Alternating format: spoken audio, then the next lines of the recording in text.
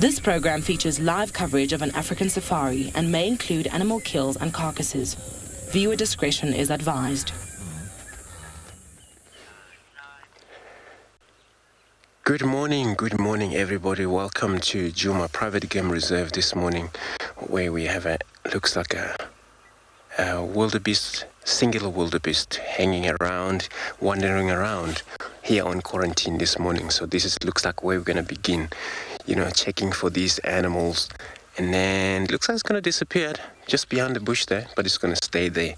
So if you jump aboard to your very own live safari through the African bush.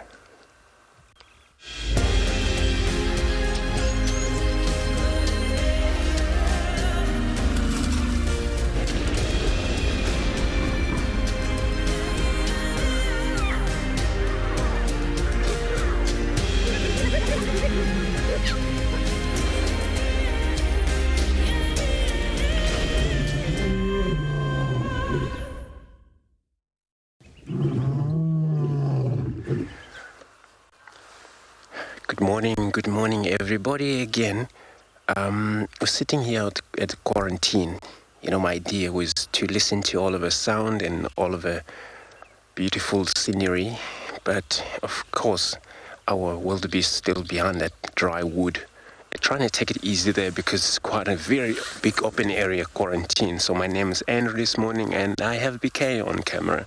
So we're going to be searching from this area, see what else we're going to find, and then of course it looks like it's very quiet morning. It's not actually even a lot of windy to begin with.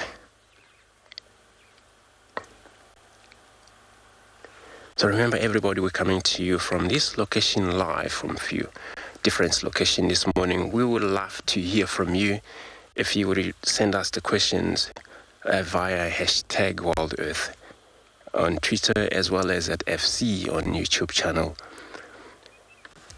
And then as well as if you're under the age of 18 years old, you can still pop us an email and then we'll answer them for you there. Just gonna move forward just to see what these wildebeest seen as well, because they can sometimes indicate if there's an animal around.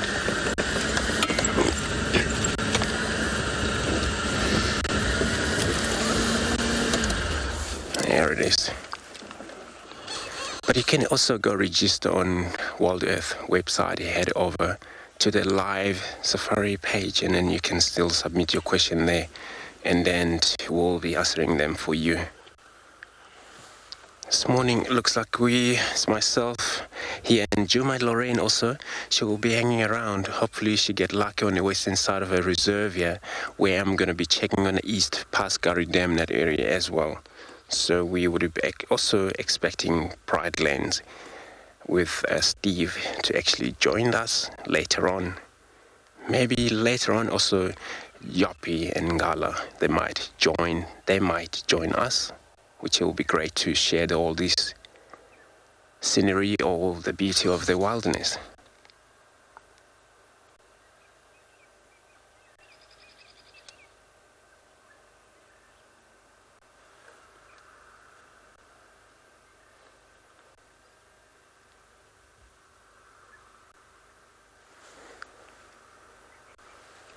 It's still a very quiet morning, and as you can see, all the sun starting to rise on our eastern side, because we're looking in the west because we're focusing on the animal, but sun here rise on the eastern side of us, which by look like it's going to be maybe warmer during the day.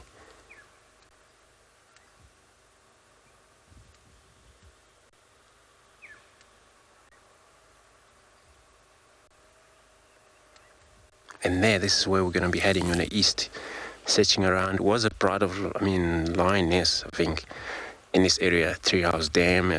Lauren, maybe she's going to check there, and then I'm going to check that side if we find anything else in terms of dogs, or maybe more cats.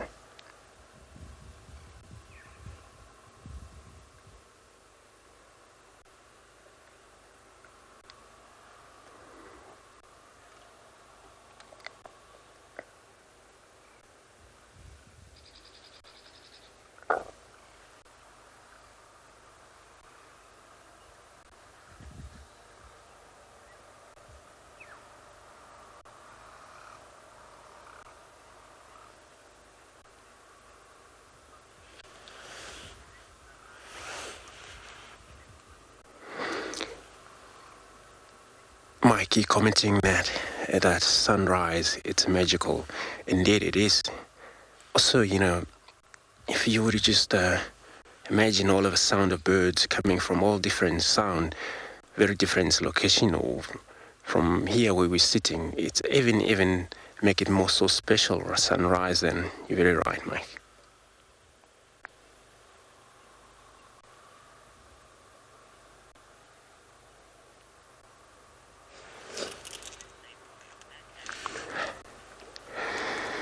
So everybody, welcome me back. I'm happy to be back. And then, well, I haven't actually forgotten all of these beauty, and then it still look the same for me.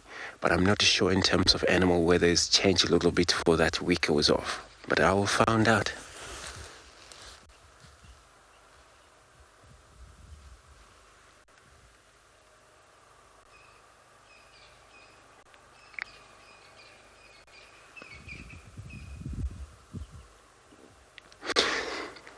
So we're gonna now drive towards the Gary Dam there, past the dam, see what could be drinking, or then we're gonna make it another plane from there where we're gonna go. So in the meantime, let's quickly have a look at the weather, all our different locations.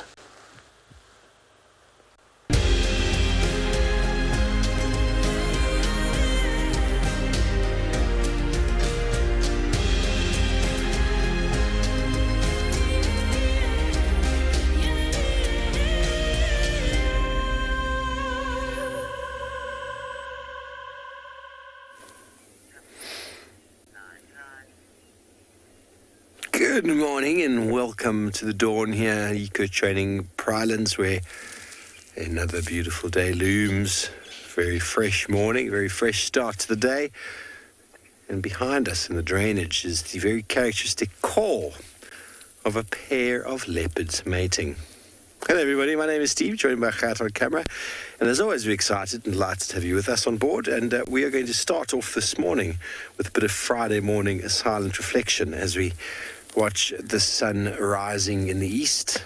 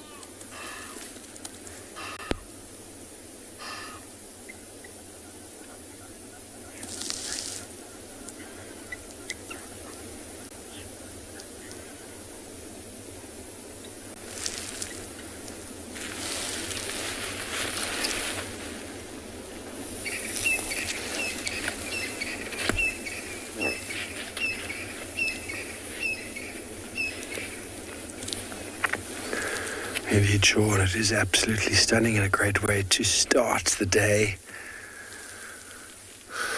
A beautiful new start to the day, Jessica. Indeed, another day. The end of the working week for many, the beginning of the working weekend. We heard some buffalo, I did anyway, coming around our dam last night here at Ndlovu Dam. We're quite close to Eco Training Camp now. heard them come down to drink, made the typical noises that buffalo make. We haven't seen a track yet, but also sounds of mating leopards were heard in the drainage. Now on foot, trying to move in to say hello to leopards mating. It's not ideal, so we are going to avoid the area and allow the game vehicles that are out and about to go and try relocate. Mating leopards is a very good opportunity to habituate a skittish male or female. If invariably the male or female in the pair is relaxed, makes it much easier to calm the other individual, because their sex drive is so overwhelming that it outweighs their fear of the human vehicle or that noise or disturbance that's coming close to them. And so they actually stick around because they're so attached to the consort. Rather than running away, they stay because the other individual who's more relaxed doesn't move off, so they end up staying, and they realize, oh, this vehicle with these smelly people is not causing me any harm. And slowly but surely they get relaxed, and it can be done quite quickly that way. I believe that's how the Duke of Djuma Tingana was habituated. He came in very wild. They are all wild, everybody. But habituation is the ability to view them quite naturally from a vehicle without them moving off.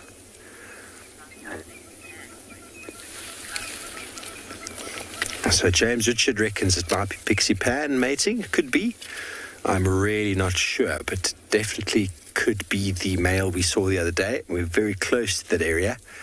It's maybe why he was being territorial so early in the day. He was picking up on the smells. The female was letting or putting down. There were some interesting sounds last night that I didn't quite wrap my head around, and now this morning hearing them again makes a lot of sense. Yeah, Pixie Pan's cubs are mature enough to become independent. Back into estrus goes the mother.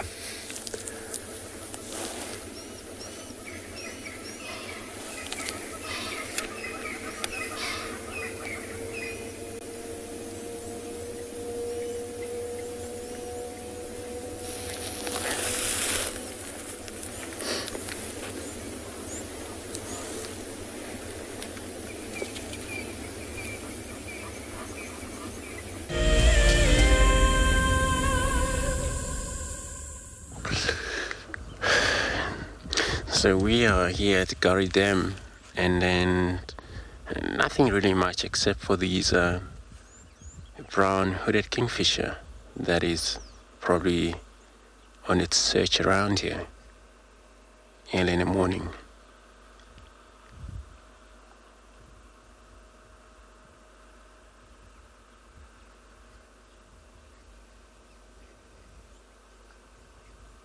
Well, a lot of time this bird can actually do a lot of movement, especially in the day.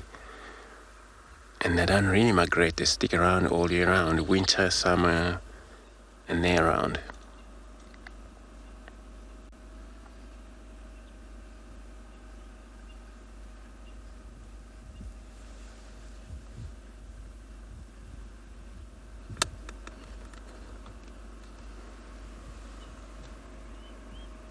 It's the best time in the morning when birds hang around near water, and then it's a sign that mice sometimes have a drink. As you can see, these are birchall starling as well arriving.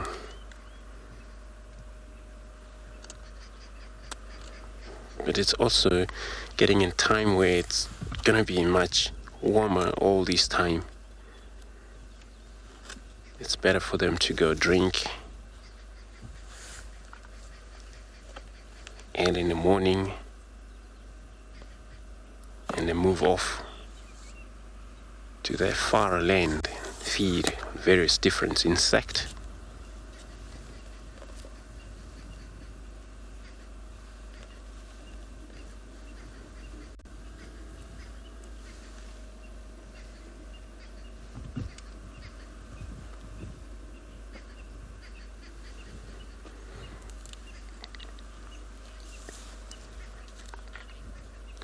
So we'll see. We're just gonna sit here and see what these dam will provide for us.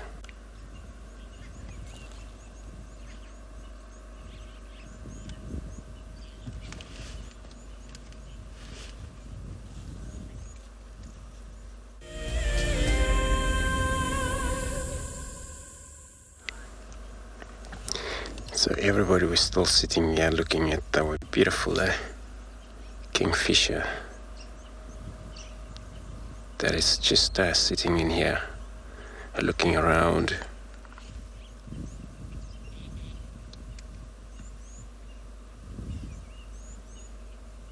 So looking at the brown-hooded kingfisher, it's not a striped kingfisher.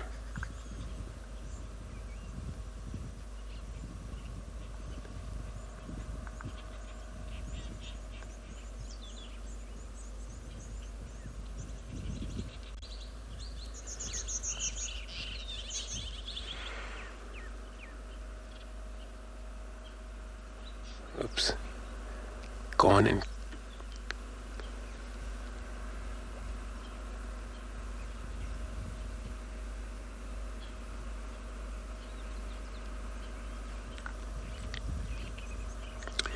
Corin commenting saying that this bird looks like it's on a rock in the wood.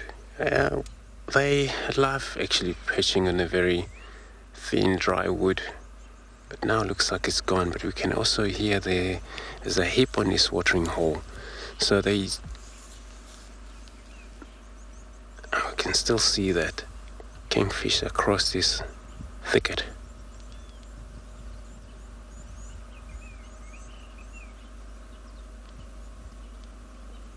Oops, it's going to come back to the dry wood as well.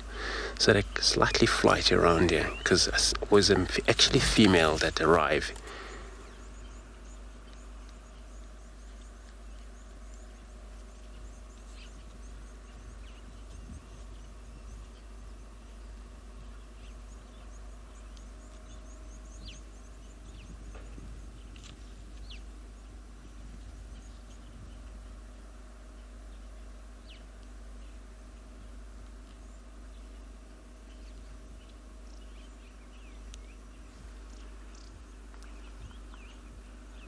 So these type of kingfisher stick here all year round, so they don't migrate at all. So winter, summer, we have them. But those of woodland kingfishers, and they'll just fly off. They're not around anymore, so they're back. So they seems to follow wet around. But they may return soon, because a few months later on, what it will be, maybe drizzling and rain, the summer has arrived. So we may see a lot of migration bird returning back to the area.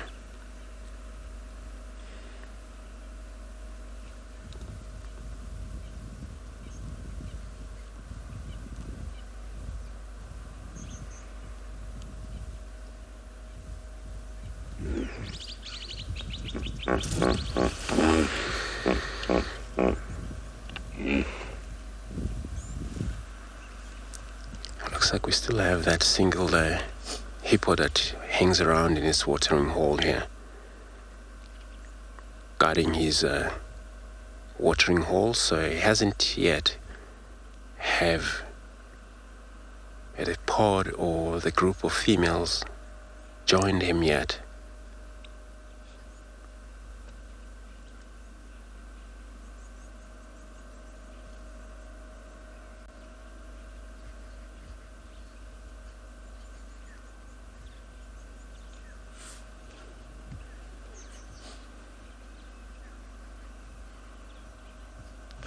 So the only reason that he's alone is all about dominate. So he dominated this watering hole for now, and then you find other females somewhere else where they have they have another bull who dominate them there. So for him to stay away from the trouble, then he has to stick around here, unless if he actually challenge that fight to that dominant male out there, and then he win the fight. And that's where you would win the female also, and a whole entire watering hole.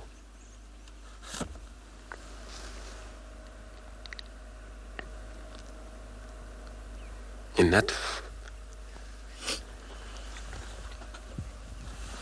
fight can be fatal sometimes, so everybody, I'm gonna drive another bumble around here. In the meantime, let's go over to Lauren to say hello to everybody.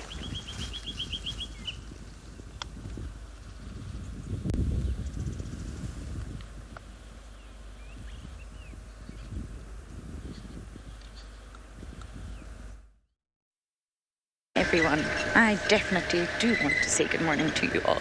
My name is Lauren. I do have Dobby on camera today, and we are hot on the heels of male leopard tracks, but can't seem to find the male leopard. But we're on it. We followed them all the way from camp, sort of round Rotella access and north onto Gallagher shortcut for any of you that to beat in Ghana.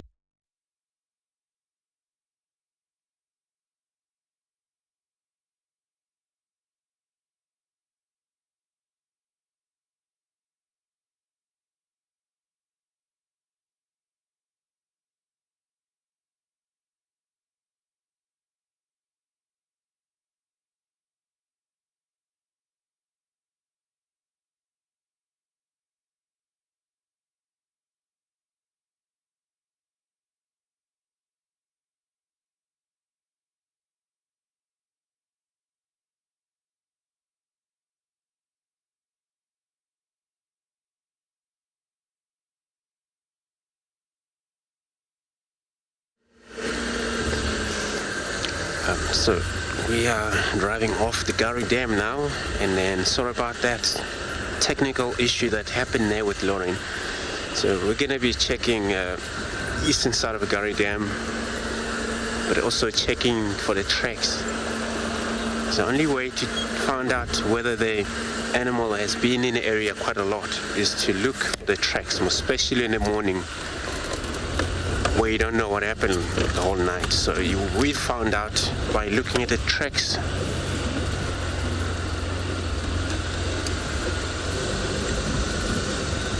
Actually, I heard a lot of elephant trumpet last night, and it sounded like they were not far from the camp itself. So I hope we bump on them while we're doing this bumbling around here.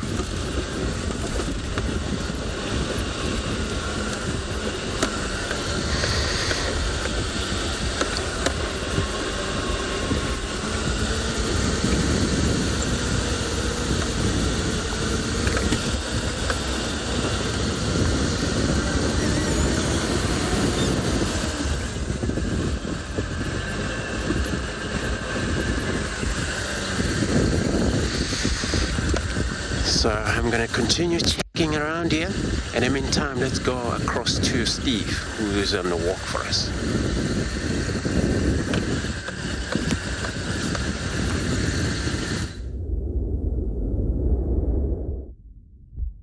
Well, good morning again. Indeed, we are in Bushwalk, and what's really nice about being a bushwalk is being out and about on foot and being able to see interesting tracks on the ground. And now what we've got here is a nice assortment of tracks that's going on. But first of all, let's just bring your attention to this track over here. A very characteristic and easily identified track of a giraffe. But now what is this? What is this over here? And then all the way over here as well. There. And there. All the way here. A very nice example of a giraffe lying down.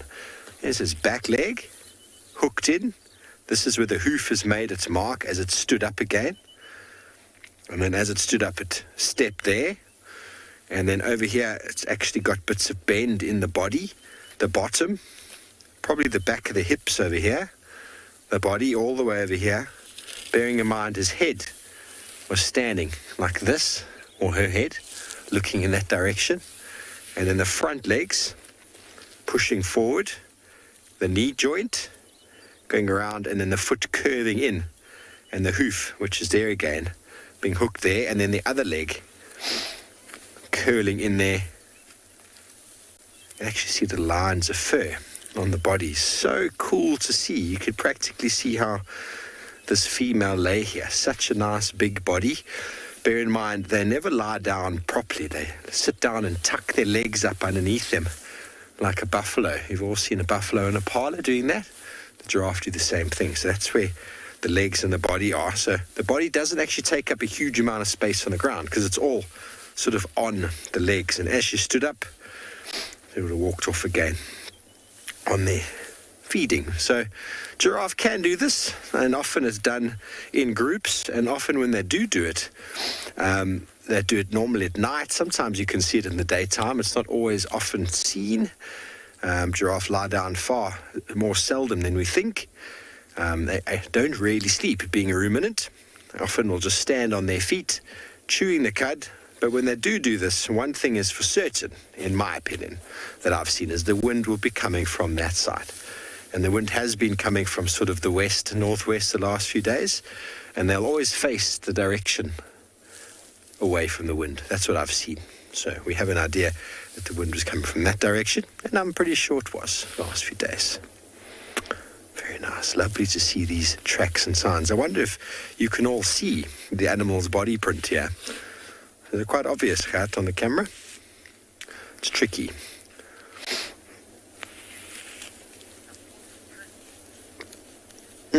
Thanks, Dizzy. Really nice to see them, isn't it? Nice to see them, and it was from yesterday at least, because birds have hopped all the way around, all over here. These are daytime birds that have moved through here. There's no nocturnal animals or birds that I can see, but lots of little seed-eating birds hopping in and around.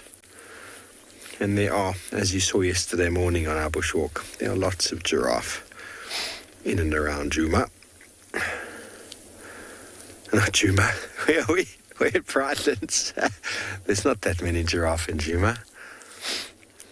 But we're going to continue and see what other wonderful tracks we can find.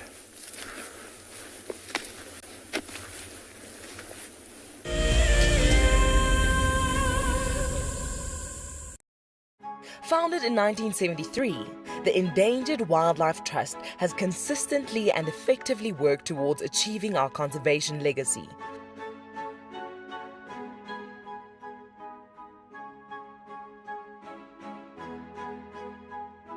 Contribute to this legacy by visiting EWT's Get Wild eShop and purchase products with a purpose.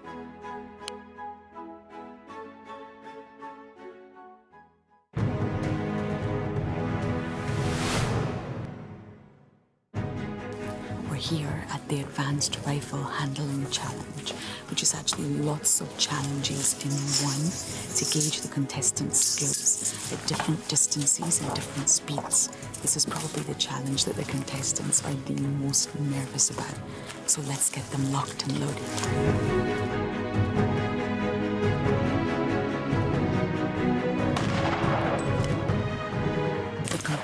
Are now doing the Hades halt, where they have to run back and forth to a target, turn, take aim, and shoot.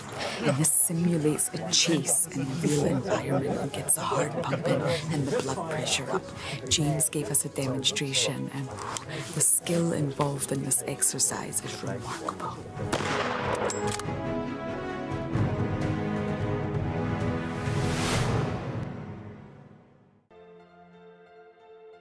This is a battle of two great carnivores of the African wilderness.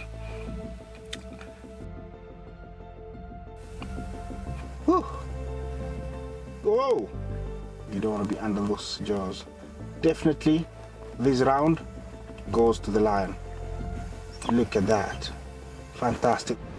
Expect the unexpected here on WildEarth daily. It's a huge privilege to be in these incredible places with these amazing animals. I love filming lions. When they do get up and do something, it's always spectacular. When they are playing, are incredibly fun to watch, especially subalterns and cubs. I love being in the bush and working in these incredible places with these amazing animals. We want to bring it to you so that you can almost feel like you're right there and be able to experience it and enjoy it the way we are.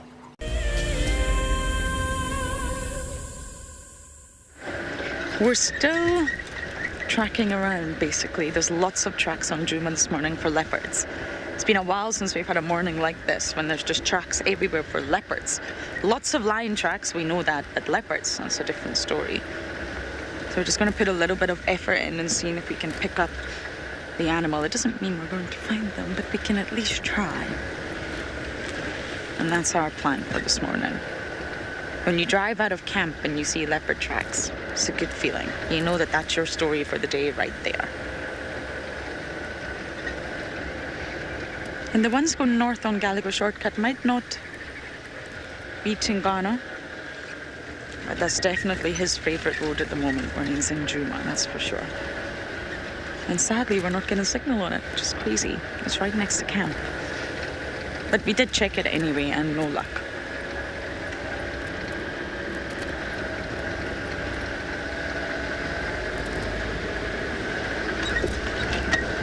So we're going to head to one of the most famous junctions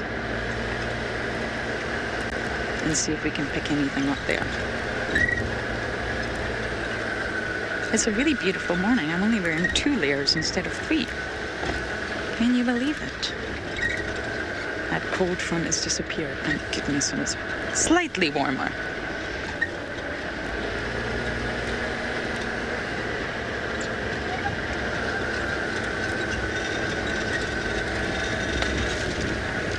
But once that sun gets up too high, you do know that the leopards will go flat because they'll be relishing the sun. It's been a cold night. They're going to love that warmth and they're just going to sit for a moment and soak it all up.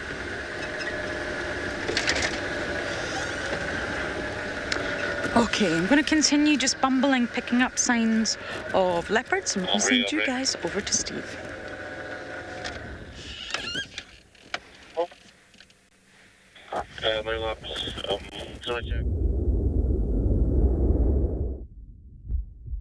everybody, we found something behind me there. See if I can get it on camera. I'm not going to look at it. Oh, it's very shy. We've got a little family giraffe here, and one of them is a little baby. He's a little shy. Giraffe have recently had a few little youngsters. I'm not sure exactly how old they are. I've seen 4 of them, but apparently while I was away, a leopard killed one. Only male leopards can kill baby giraffe. Interesting how they do fall on the diet of these big cats. Let's go up a little bit, yeah, sneak up. So after we showed you those tracks, we heard a branch making a noise, a branch breaking. And it's very important to be aware of branch breaking. There's a few animals that characteristically break branches. Baboons, kudu, giraffe, but the important two are rhino and elephant. Here is a little baby's track. I will try and get another view of him first. There's another one in front of us there. Such a cute little family of giraffe. Hello. You might think a giraffe is small. When they're born, they're almost 6 feet tall. 6 foot. That's taller than the world average population of men.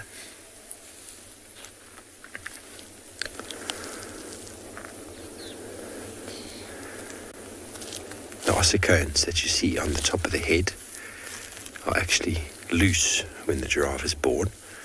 The only animal born with actual horn-like protrusions. All the others we know of, they actually grow from birth or from a little after birth. The giraffe's ossicones are loose on the head, actually flat on the head, allowing the body to pass through the birth canal. So for the first few weeks, few months, that ossicone is actually still loose on the head until it ossifies to the skull, eventually forming the very strong protrusions that are so important in the head of the male giraffe.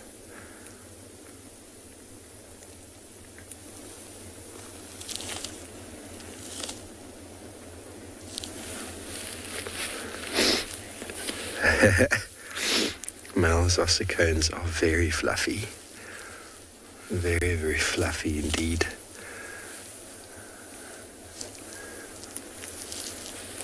Let's move up here slightly, maybe we'll get another view. Giraffe work quite well if you don't really look at them. If you sort of walk at an angle, you close the space without showing that sort of predator eye looking at them. They'll just look at you and watch inquisitively as you sort of move seemingly past them. So it is very possible to get a fair bit closer to giraffe by doing so. But obviously we don't really want to influence them, make them run. There is plenty of space for them to move though. So you can walk these sort of diagonal zigzag lines. Can allow you to get closer and closer to them, because as with all prey animals, they've focused on the attention. Where is the predator's attention, the danger that they perceive? What are they focused on? That's why you'll often find prey animals staring at predators that are walking at an angle from them. They'll watch them, but they won't run away, because running away requires energy.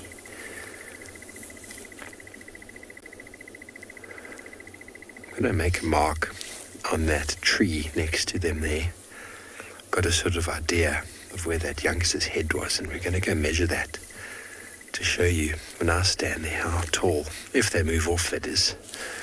I'm not going to go chase them out the way just so we can measure the head, but it'll be interesting to see how much taller that youngster is than I am.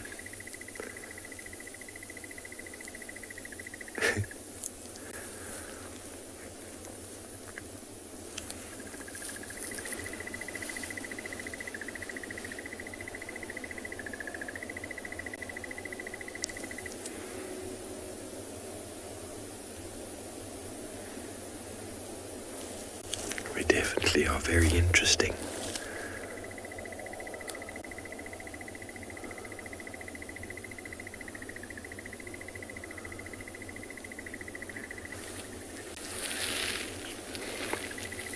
Okay, well, we might try get another view of these giraffe, maybe also try and measure that height. In the meantime, send you back over to Lauren down in Djuma.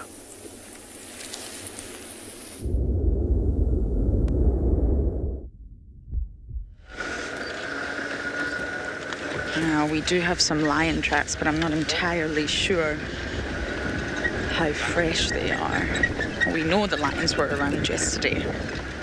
I don't know where the rest of the Talamati pride are. There's a lot of lion activity on Buffelshoek. It's actually really sad that we're missing it. The Mbali pride are coming down.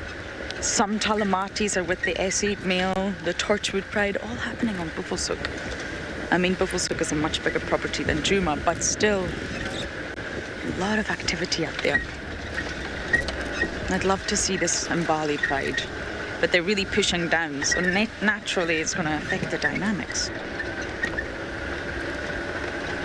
But we are going to head to our first dam of the morning, Treehouse Dam, and see if anything is happening down that side.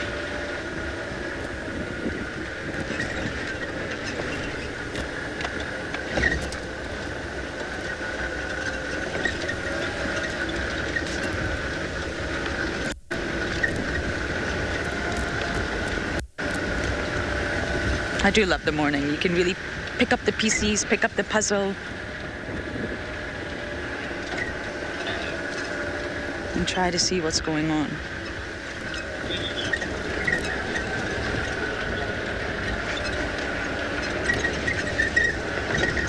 Beverly, you're asking who is the dominant male leopard in Djuma. We do have leopard tracks here. No, not lions. It's Mulwati. His name is Mulwati if you're referring to the males, and we just really don't get to see him too often, I'm afraid. We call him the ghost leopard as a bit of a joke. But really, the fact that we don't get to see him, the fact that he's skittish, the fact that his territory appears to just be huge, means that he is a very, very successful leopard. He is a good leopard. Leopards are sort of generally shy and elusive by nature. That is the essence of being a leopard. So the fact that he doesn't spend time with vehicles, on the whole, we never really see him. We see his tracks. He pops up on all sorts of properties. I've seen him on Simbambili, Djuma. He's touched into Buffelshoek. He was seen on Mala Mala a few days ago. And apparently was very relaxed. He seems to be more relaxed at night time. But again, they are primarily nocturnal animals, so maybe he feels safer at night time. We've had a few sightings of him. I think Davy and Tristan had the best sighting of him with Hukamuri and Shadulu. It was an incredible day, that was. But still, the sightings are few and far between. Nothing like what we've had with Tingana in the past. So Mulwati is the dominant male, and the dominant female now, definitely Kalamba. No longer Tandy. Kalamba rules the realm of Djuma, that's for sure. And I think she pushes in all directions except west. I don't think Kalamba pushes west. She meets Shadulu. There's resistance there. But she pops into Hoffman's, Little Gowrie, Chitwa, Torchwood, Buffelshoek. Kalamba is in her prime.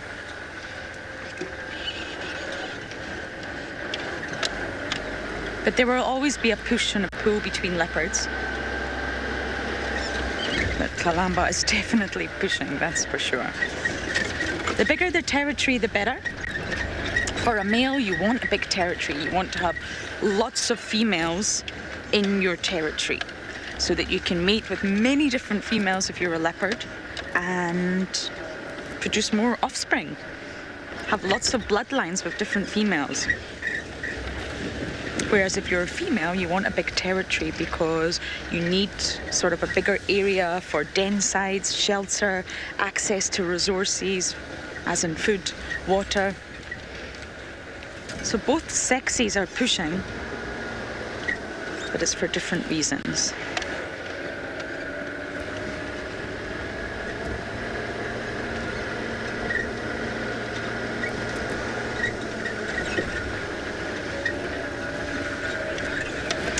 TJ, generally speaking, no. I mean, is it possible? I'm guessing it is possible. But generally speaking, a female will reside in within a male's territory here. Now, she may move out of that territory to try and meet other males, but generally speaking, male territories are much larger across the board. But females can also have very large territories too. I mean, Karula's territory was said to be huge. Really, really huge for this area, especially with the density. But territories depend on so many things. They depend on the habitat. I mean, we're talking about the African leopard here in the Lowveld, but that will completely differ from the African leopard up in the Masai Mara, for example. Completely different habitat, completely different terrain with different topography, so that will affect the size of the territories for that leopard. It also depends on external factors, as in competitors, neighbors, the density of female leopards, the density of male leopards. It's really dependent on so many things.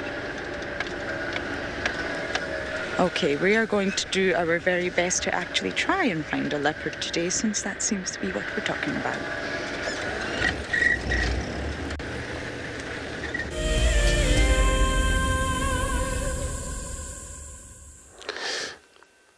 So we're still on search here, just hoping to find was actually a few tracks of a leopard came into the area, Djuma, but the guys are busy following on probably two sets of tracks where it just looks like a male and a female there, but they haven't found them yet. So was one set of track of a male leopard that moved from the quarantine direction north. So this is what I'm going to be checking around here, while the guys also checking on the far south.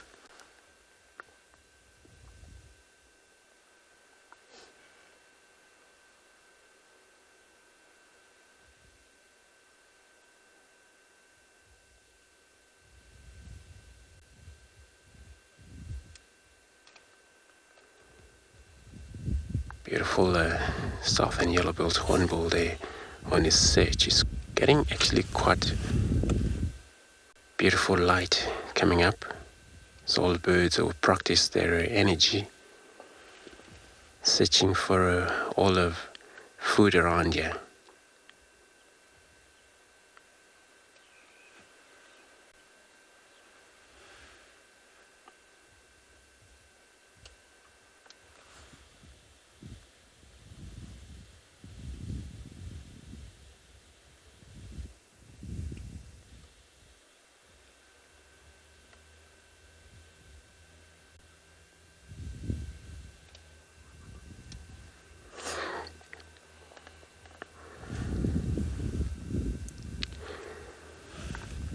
So from here we're going to check right straight to Gary Gate, to that direction. There was also a report of hyena running around.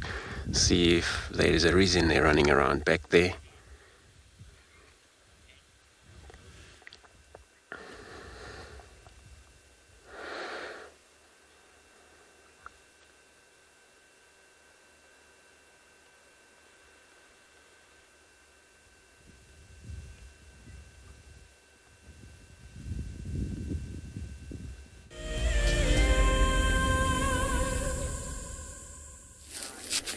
Welcome back, and we have moved into the area that our giraffes were standing in, and that young giraffe was standing next to this tree, and the giraffe's head about there, Gert? About there, that's a baby giraffe. Can you see the top of my stick? Now that was the young giraffe. That to us looks really, really small, but I mean, I'm not the tallest human in the world, but I'm not the shortest either. On the ground, we've got his footprint. So now you can't confuse a giraffe track with any other track. There's just no possible way. The thing you always have to look for is obviously here's the female or an adult that steps a bit skewly, but you can see the size. It's enormous. But here is the youngster. What's easy to identify with giraffe is the straightness of the sides, almost parallel, and definitely the flatness inside because of the weight that they produce, and that long line in the middle. So that's a young giraffe. Some people could possibly try and confuse it with the wildebeest, but the wildebeest is nowhere near as big, and they're far more sort of bent at the back, almost like a heart at the back. Like that, with the blunt front for wildebeest, a bit more space in the middle. That looks just like that track there. I'm going to just eradicate that quickly. But a wildebeest is a lot shorter and blunter. Look how long this is. This is a young giraffe, obviously adult giraffe. They get much bigger. There's a nice example of it there. Much nicer example of the adult giraffe here. Once again, you see the very sharpness or the straightness on the sides and all that weight over there. Very heavy animal, putting a lot of weight down, and often you get that little toe dig in the front as they break the crust of the soil around them.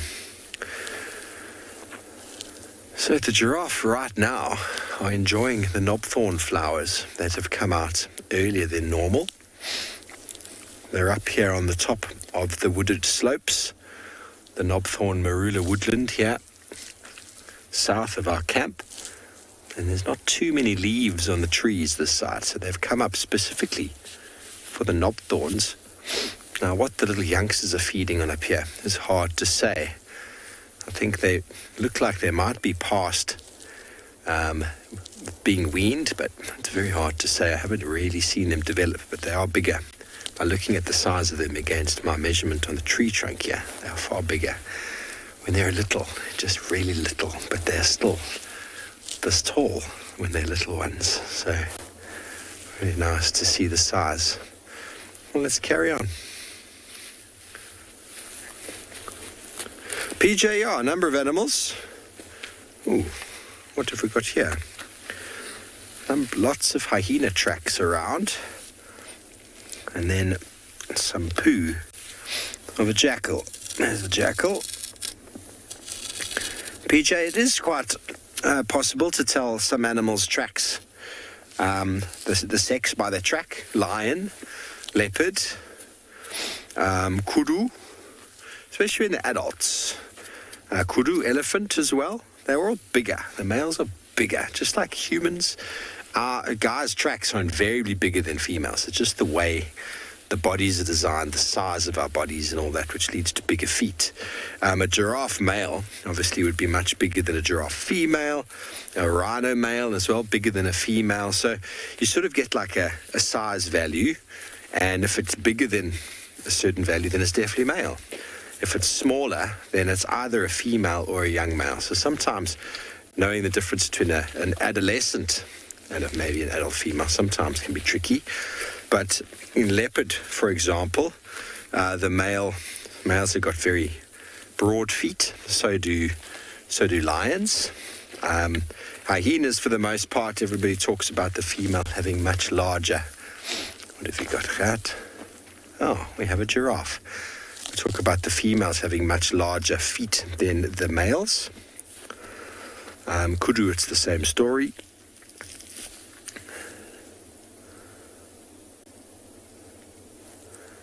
Birds, though, I wouldn't be able to tell you. Birds are a very different kettle of fish altogether.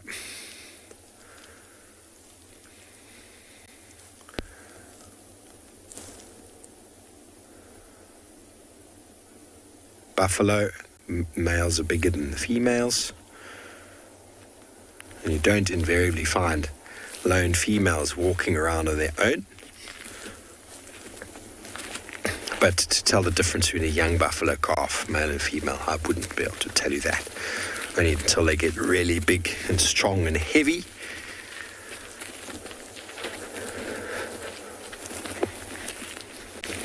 Okay, well, we're going to continue on along here, see what we can find, and send you back over to Andrew down in Djuma.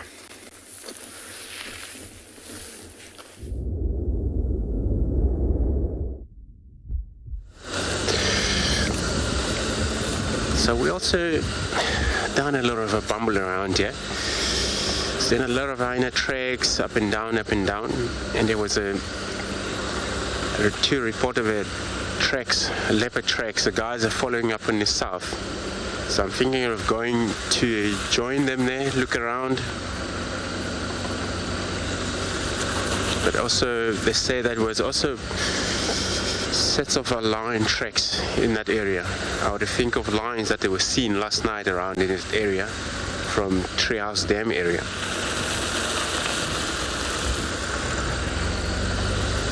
But of course, yes, it's always so important to check for the tracks. Still actually a very good time that you're still able to tell whether those tracks are fresh. And then from there you decide to follow them or leave them. That's it? It was just an impala running across in front of us.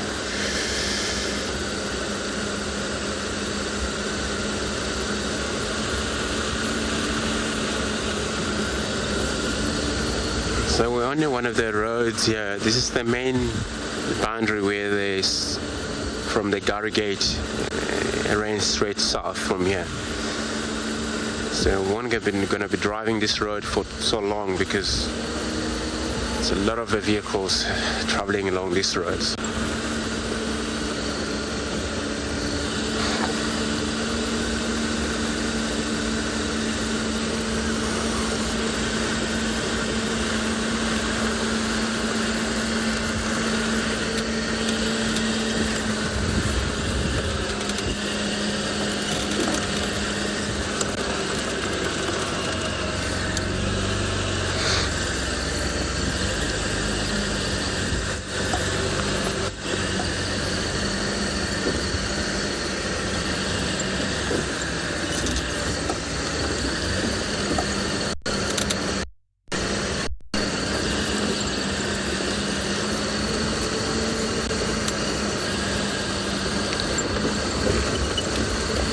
Want to check where the impala, we saw impala running into this direction here.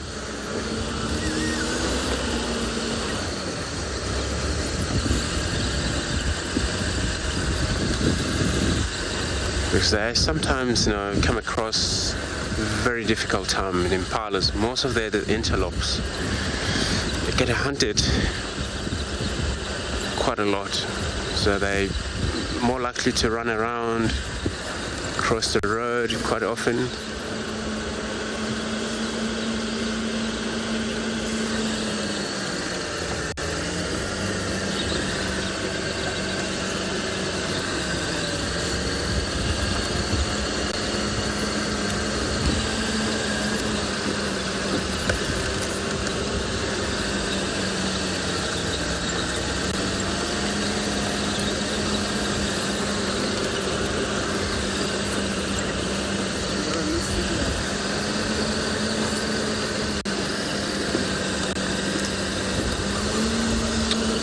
Jackson, if I heard you correctly, so you're asking what are the fastest antelope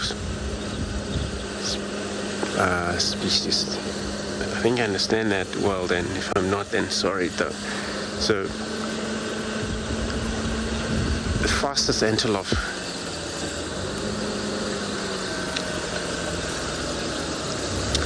So one of the fastest antelope species out here.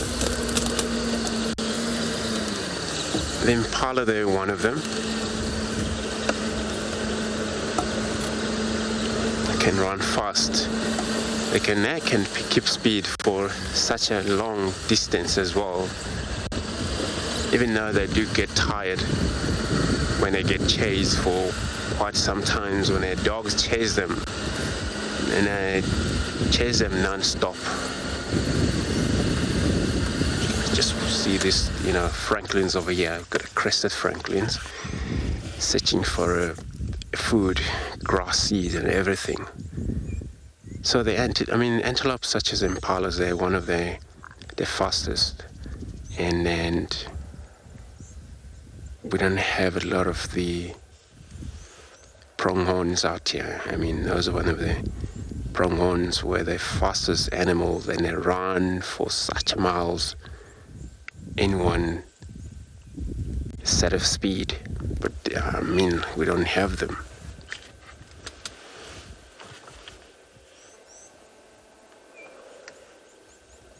Kudu also, they can run fast, but they're well capable of jumping very far up, 4.5 meter up. Where those huge fences we got around here, where they're separating the reserve and the community property, those are nearly 5 meter tall fence, and some kudu they were able to jump those one.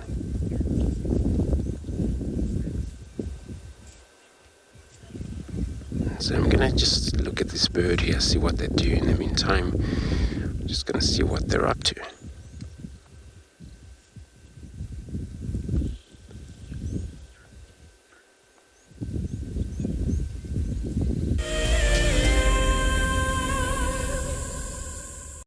The Endangered Wildlife Trust fights at the forefront of conservation, across the vast karoo and sweeping grasslands, in remote pockets of forest, along road networks, across African skies, and in communities to conserve our wildlife and wild spaces.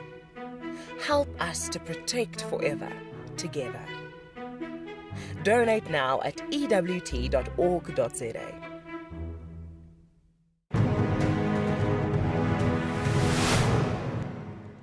We got there, he had probably moved a couple of 100 meters down the river and was about 10 meters from this causeway. So I radioed the lodge quickly and just asked them to bring a land cruiser around and some tow straps. So we thought we were going to try be heroes and save this giraffe. And now a big bull, probably over a ton, he's a big unit. Got the tow strap one side of the giraffe and managed to get it around him with the boat, and the other edge of the tow strap obviously back onto the bank. So we made this U around him because he was lying quite close to the bank. And we put that land cruiser in low range and we just gave it hell and pulled that giraffe, and the tow strap slipped up and we thought, oh no, it's going to slip off the top of the head, and it caught on his ossicones at the top. And that last 10 meters pulled him out onto the bank, and he battled. He was obviously quite weak and all that.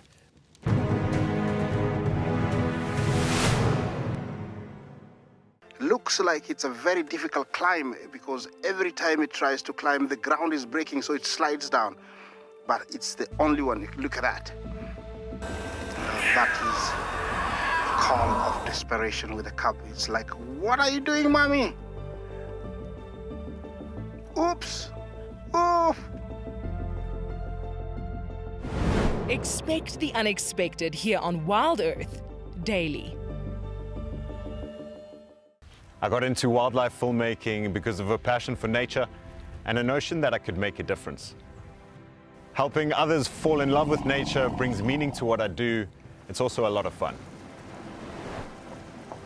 A couple of times per week, we receive some very heartfelt messages from viewers telling us about how WildEarth has made a difference in their life, whether it's helped them through a difficult period or simply helped them to reconnect with nature. I think that's why we do what we do.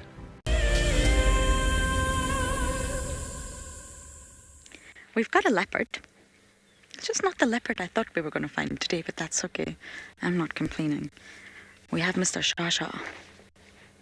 But he's in a very awkward spot and there's not a lot of room for two vehicles. There's another vehicle here. So we'll just stop, we'll give you this view of his face, and then we are going to move back a little bit to let the other people get a view. We'll still have a view, it just won't be 10 out of 10. Ready, Dov? Yep. We are on Chitwa now. It's not the leopard I thought we would have this morning, but hey, you've got him here? Ah, there we go. And then the other vehicle will be able to pop in as well, I think. And then everyone gets views.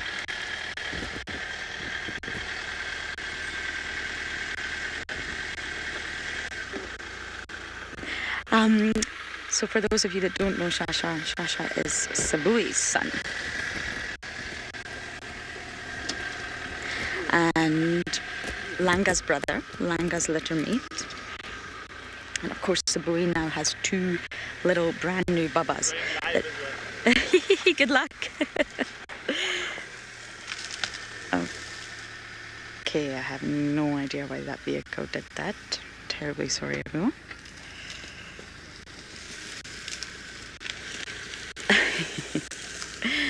We're going to have to re-navigate the sighting.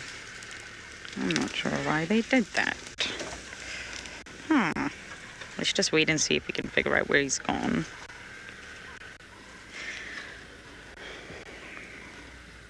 That was definitely not the way to navigate a leopard sighting. Okay, Dov, let's bumble and see if we can get visuals of them.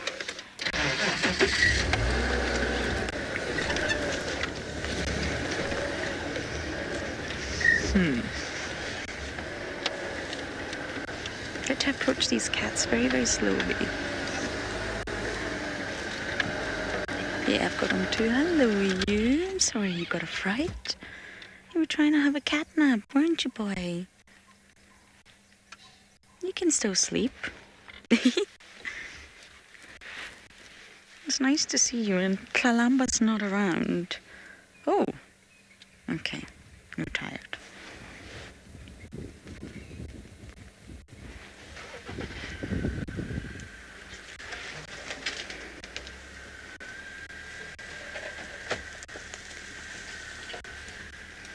Elton, are you still there? It's very, very quiet. We just want to make sure that we've still got comms.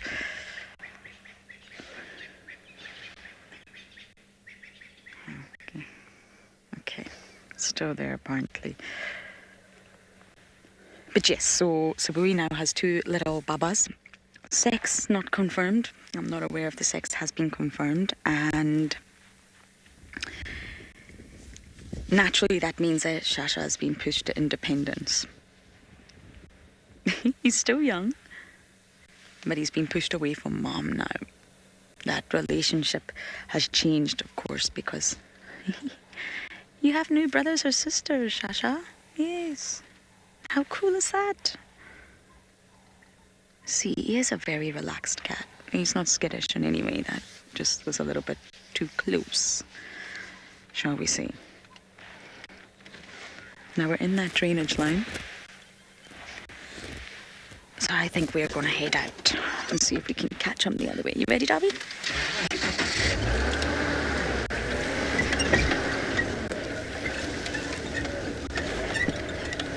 It's a good drainage line. I've had lots of animals on Chitwa here. Dogs love this drainage line.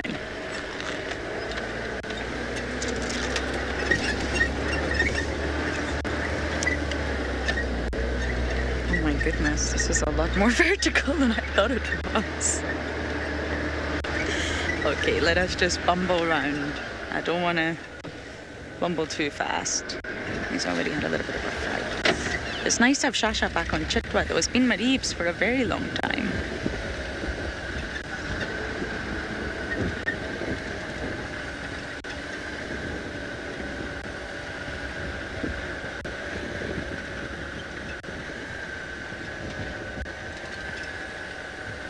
I think he's going to pop out here.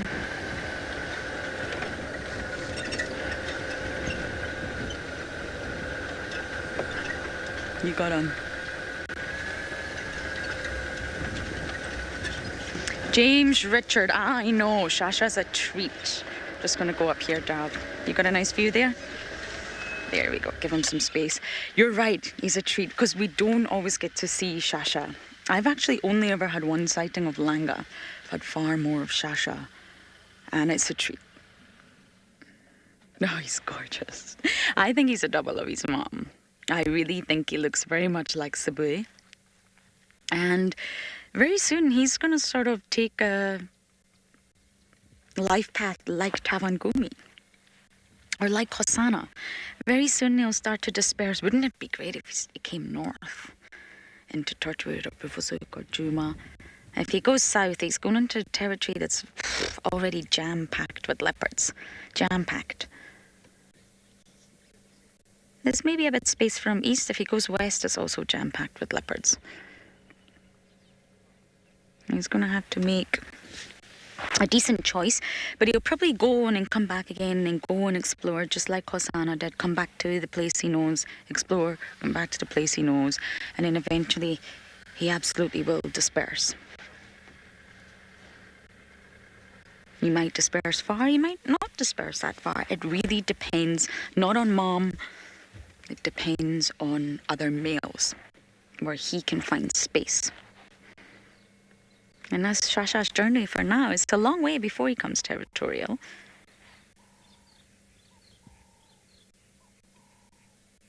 It's his birthday very soon. August is Shasha's birthday month. He's 2 years old.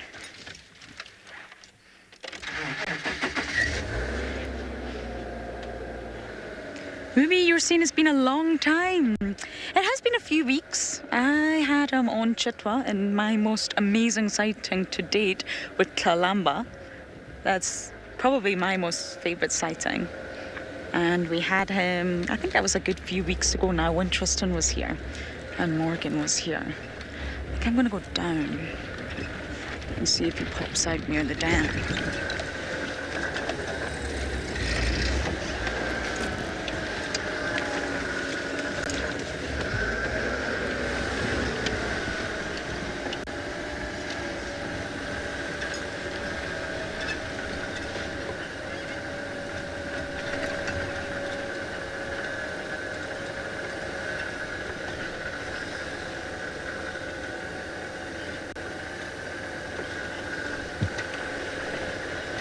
I always just drive really slowly and carefully when I'm trying to relocate a leopard.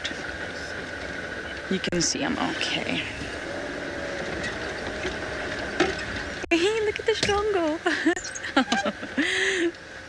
Hello, Drongo. No, the Drongo's been shy now. They're not normally shy. Okay, let us get round here.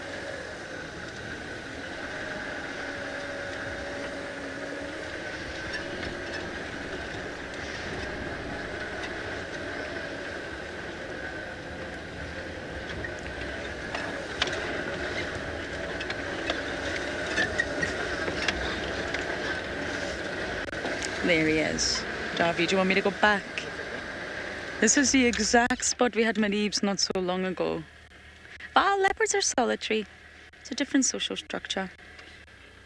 They're not social sort of animals.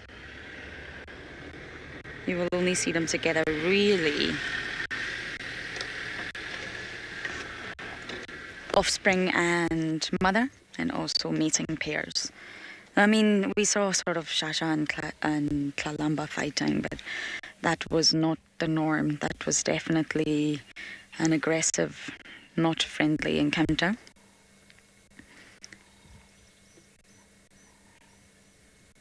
And then we did see Tandy, Kalamba and Maribs together, but again, was not a friendly encounter. Leopards are solitary, that's their social structure.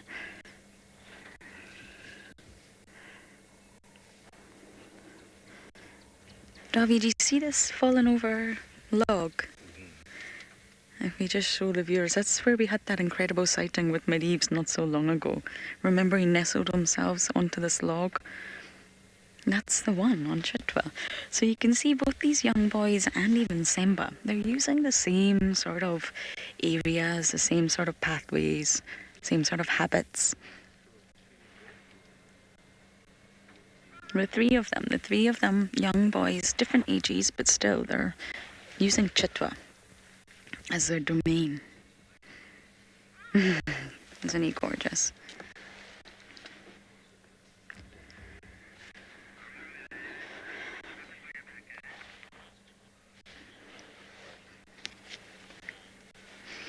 Dan, I do. It's Shasha's birthday month. And he is coming up for 2. He was born in August 2019. Which is fairly normal, to be honest, for young boys to start reaching independence. It was about time for him. And Maribs, he was a March boy. The same as Ribbons boys. I'll never forget that. It was a great month, 2020. So he's only a year and April, May, June, July, August. Almost a year and a half, just short of a year and a half. And he's a March baby. It was such a great month. So give or take 6 months, if not a little bit more between them.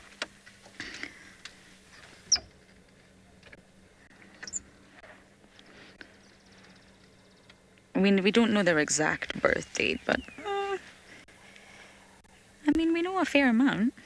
Now he's going to that exact log.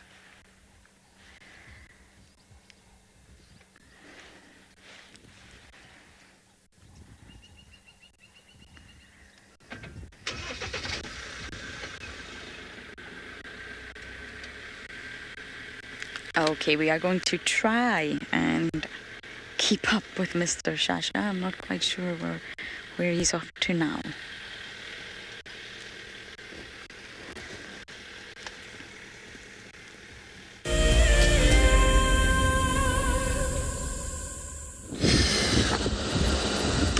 So we'll on Bumble still very quiet outside, and then still heading in the direction of where the guys had seen the line tracks, but they didn't follow it there. So I'm just gonna be on this area to see if maybe we can get luck with these lioness tracks and we can follow them there.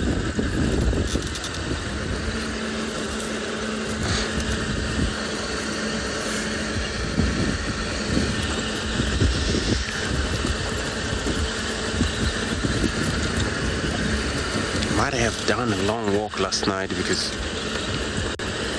when the guys left them, Treehouse Dam, that area, in the track they say that they headed kind of a north. Unless if maybe they killed something and delayed, which if they did kill something, then they will delay. Spend time in that area.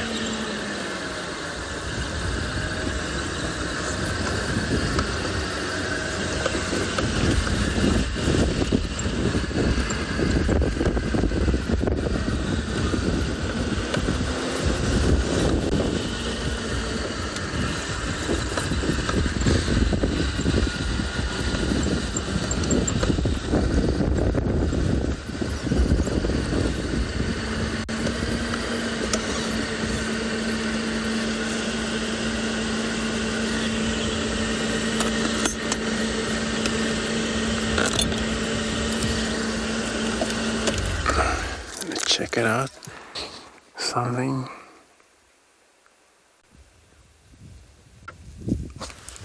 Just there. Very sharpening termite mound. Nothing so important.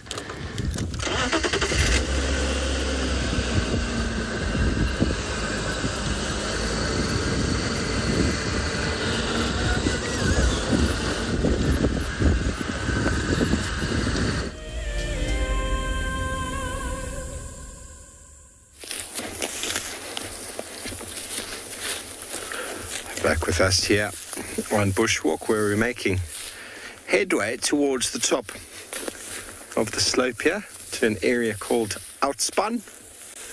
I think that's what it's called, where there will be a lovely view towards the south. And here on top of the slope, it's interesting because suddenly we find knob thorns on top of slopes, which is a very good indication of some form of nutrient-rich soil or clay-rich soil. There's a band of them just over here, and the trees are a bit deeper, taller. Oh, and we've got another friend, completely unrelated giraffe over there. He's been watching us, and another one who's on top of this hill here feeding on the knobthorn flowers. Some people will go so far as to say that the giraffe are instrumental in the pollination of knobthorns, but what I see them do is just ripping the flowers and eating the entire flower itself.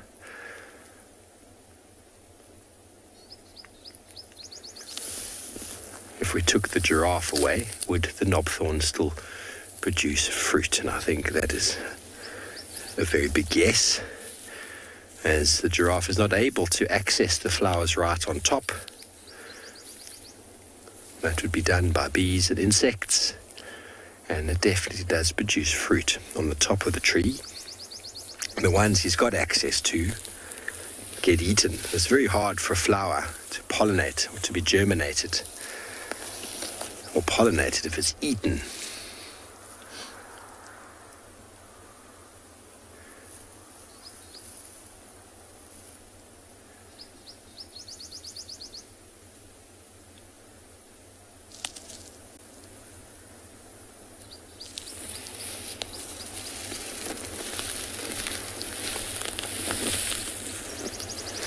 Neil giraffe are very observant. They are probably the best eyes in the bush. If baboon were as tall as giraffe, you'd probably say baboon have got very good eyes too, but often on the ground. But a baboon or a monkey in a tree, very, very observant. That's because many things are trying to catch them. So giraffe, very, very tall, gives them a very good view of what's going on around them. And the fact that they are so well camouflaged, you can almost not see them until you actually see them. But I promise, we left that herd of giraffe before, deliberately to get around them, to come up the slope, to get a view. And this new herd has emerged in front of us. And, well, that is the way it works. You're not looking for them, and they pop out. That happens sometimes with us in Djuma when we're looking for leopards.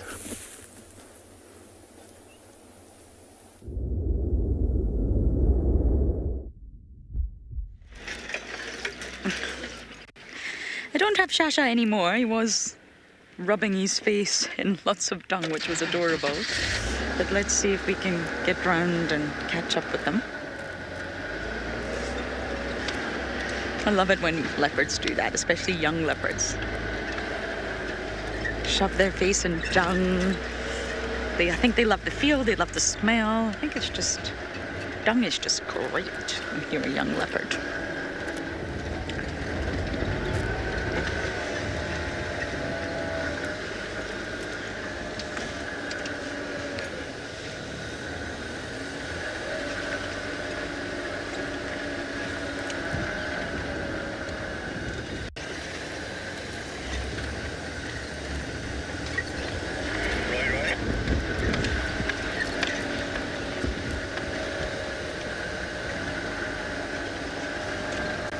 I think I'm gonna go the long way around Dove. Okay, we're not gonna have a visual for a bit.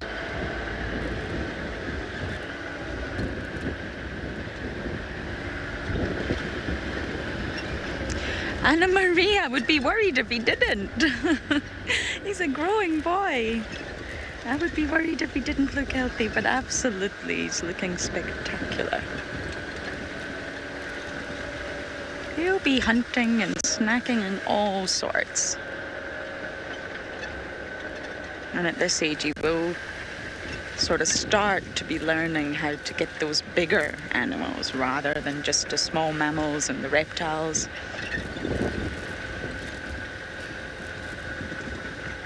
There he is, Dav. You got him? Back a bit, okay.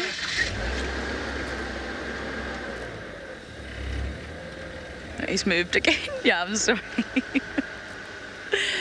He's mobile.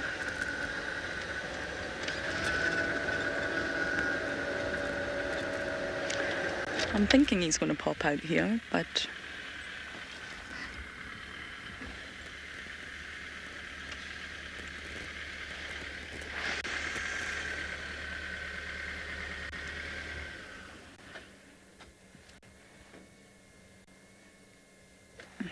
let's see if we can go further down a bit, Dobby.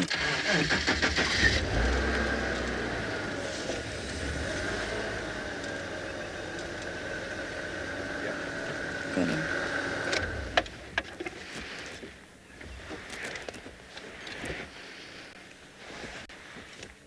Omila, you're asking what type of small animals would a leopard catch? Anything. Anything and everything.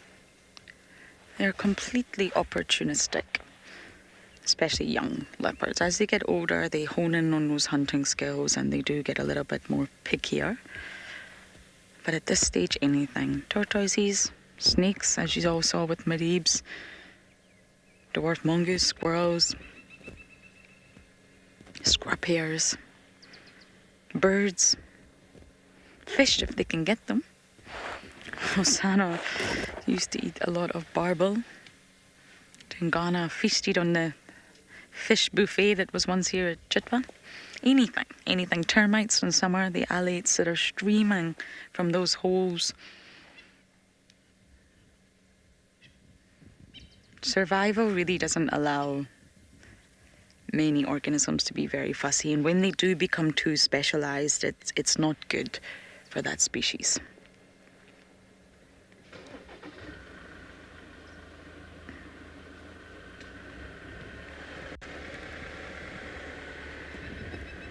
They need to keep their diet broad. Once they home in and become too specialized, they become too reliant on that prey.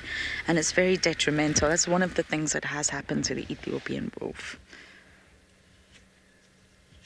They become far too specialized, along with many other things. But through seasonal change, weather pattern changes, habitat changes, the presence of humans, is far better for an organism to be much broader in their diet.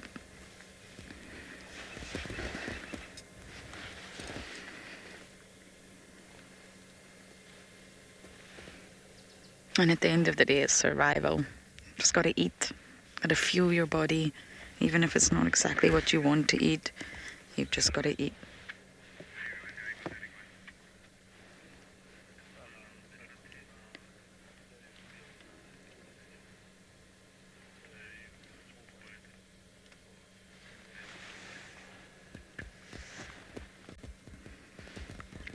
This is not the best spot, dear Shasha.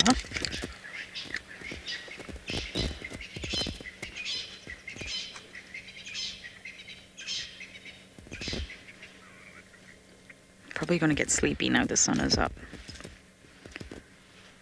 Because it is so cold, the minute the warmth comes through, like I mentioned earlier, they relish it, they enjoy it. Even humans are the same. When it's been a cold day and that lovely burst of sunlight hits your face, we all just take a moment and just close our eyes, and it can make you quite sleepy.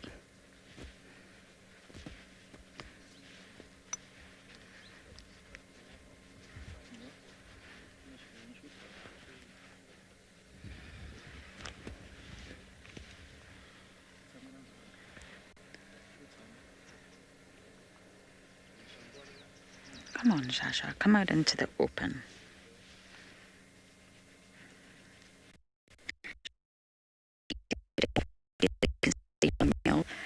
And he's got a very unique face, I feel. He's got really, really prominent white lines under his eye. I know all leopards have that, but I find Shasha's particularly large, particularly prominent. Like he's taken that good old white eyeliner and over-exaggerated those lines. And Sabui's the same. You've got quite a prominent face.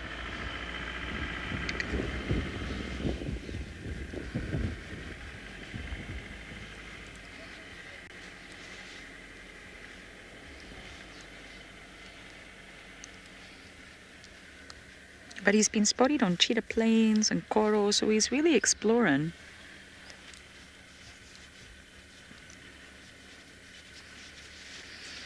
Sandy, how long is a piece of string? I'm really not sure I can answer that. It really depends on so many factors. The weather, food or not, if they're looking for a meal, if they're looking for the season, in summer.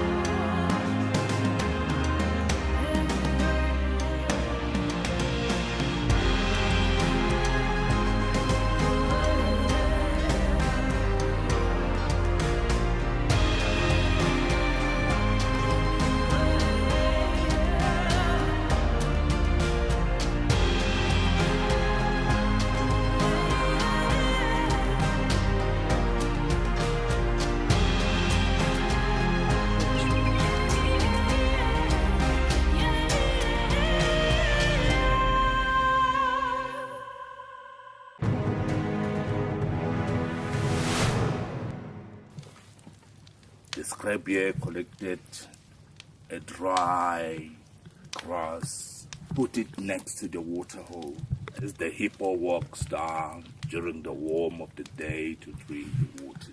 When the hippo arrives, he saw quite a very nice grass, an area not to resist to rest. And when the hippo went down to drink the water, and when finished the water, he just lied down on the grass. And then, that was the opportunity of the scrappy. You know what? Today is my day to pay the revenge.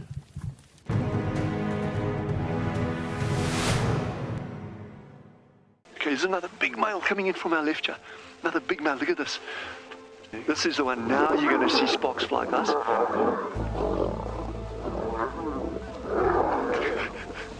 Guys, it doesn't get better than this, eh? Yes, unbelievable. Africa, I love you, eh? Expect the unexpected here on WildEarth daily.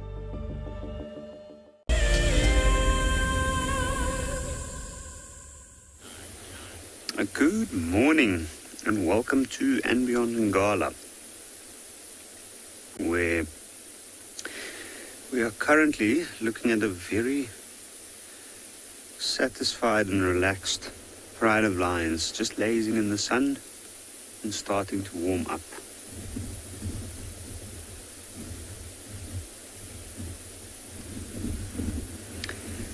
I'm Yapi, and behind the camera we've got Morgan.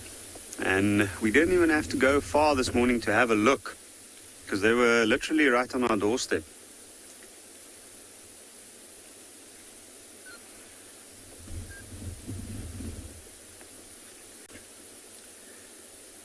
And you can see they're in very, very thin grass here, or short grass, I mean.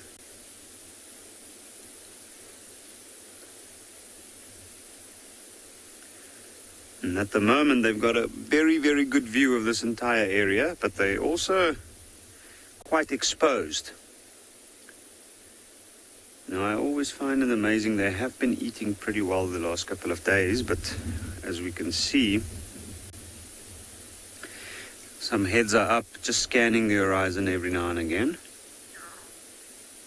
And the reason for that is that this is dead center in the reserve and near the riverbed, and a very, very good spot for animals to move across. They are blending in perfectly, and as you can see, there's quite a few of the members here. There's one male.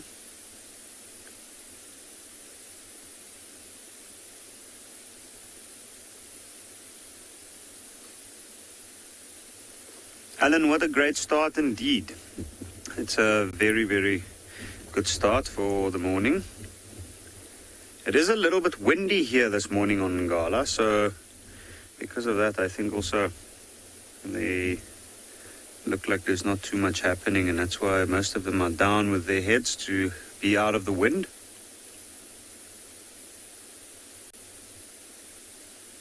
But because they've been well fed over the last couple of days, they don't have to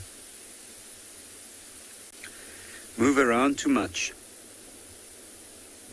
There's always a little bit of enthusiasm from the young ones, so every now and again we'll have a young one with their head up. With the adults, certainly. And most of the very young ones seem to take this time to get a proper rest after the night's movements.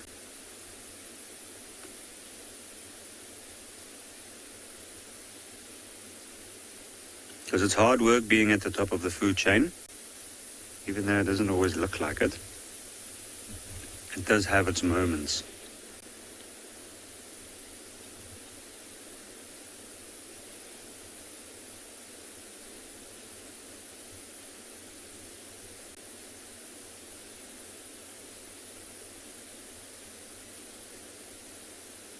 And there's a slight breeze coming through on the trees on the edge of this clearing, and what I find amazing is the senses of these animals, especially the hearing.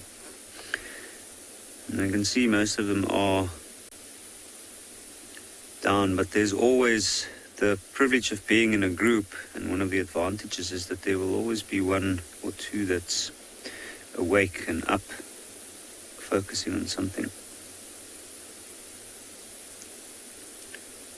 And I often find it amazing, even something such as the wind through the trees, which is mostly apple leaves on the one side.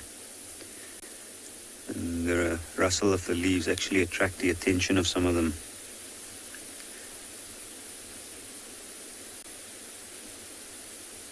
You can see there's one of the younger lionesses. Interesting story on this lioness. She has split off, she and her sister, from the same litter. They've split off quite early on from the rest of the sub-adults that were born more or less at the same time as they were, and they came back and has been moving with their mother, who's got new cubs now, and they've already kind of taken their role up within the pride. Been quite enthusiastic in the hunts. still have a little bit of experience to gain and skills to learn, but they certainly don't lack in enthusiasm. And there's one of the older lionesses right there in the middle. And then there's two young ones off on the side who still has quite a long way to go. They're only just getting into the rhythm of things. They've started moving very long distances. And that's often when we do find them in the morning like this, they will be resting very well. But at this point, not too much worries for them. Their father's here to protect them. They have the protection of the whole pride as well as the learning opportunities.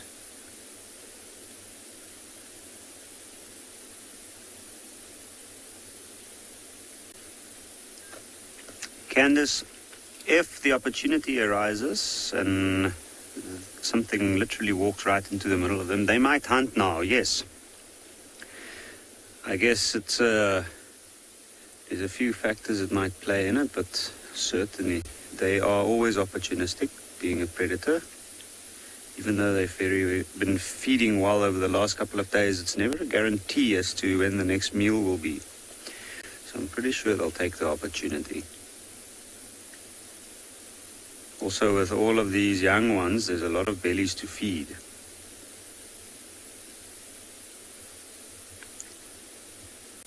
But then again, also they might just have a look at whatever's passing by, maybe lift their heads and then leave it to go on its merry way. It is a little bit, it does show us that they're not trying to stay hidden here. They're not, this is a strategic spot, I think, more for the sunlight than anything else. After the cool morning, trying to warm up and relax a little bit, more so than aiming to hunt. So in this case, anything coming past, there's a good chance they might get spotted.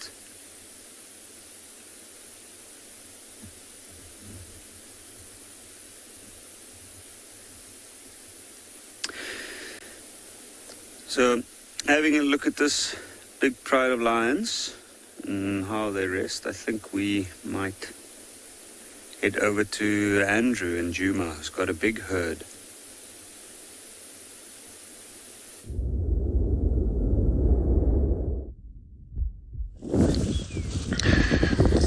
So everybody, we got a visual of a herd of elephants, but they weren't really stationary. They're just moving through this bush, where I believe they might maybe separated group over here. It seems to be communicating, and they were trying to follow them from far, and then we just came to the road now because we couldn't really keep them in that wood.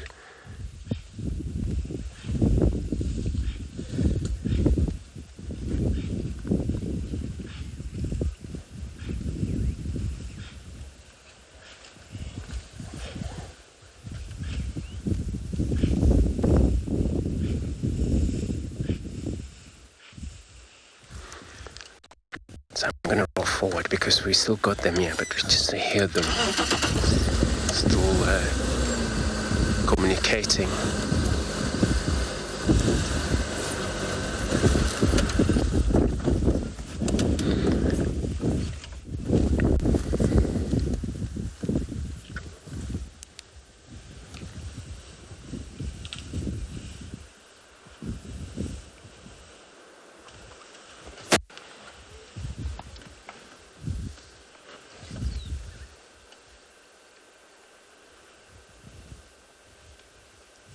And there's such a greater communicator, the elephants.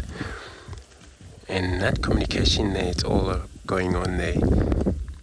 It's all about getting to find out where their other members have gone, how far they are.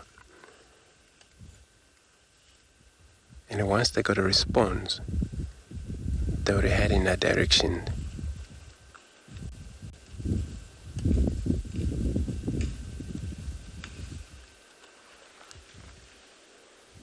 It's one of the big cow over there. I've seen a few of them.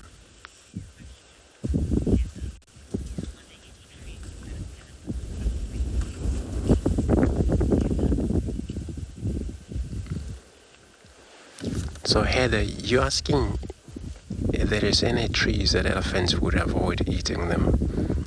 I've seen them avoid one of the trees out here, tamboti trees, which is highly toxic to most animals. But some animals do eat them as well. But I've seen elephants avoid them. Tamboti trees and those Ethiopia trees as well.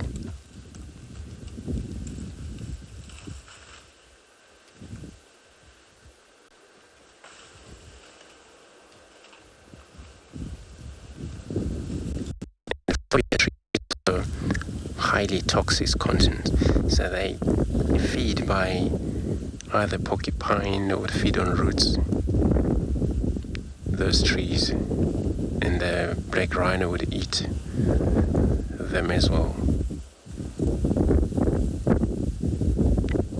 Maybe they kind of have a very strong stomach to handle all the toxics, not to do damage on them.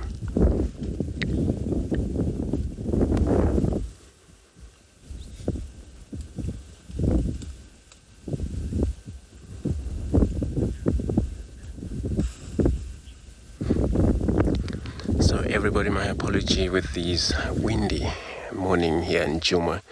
All you hear maybe kind of a lot of wind blowing through our mic, but we'll try and maneuver around this wind.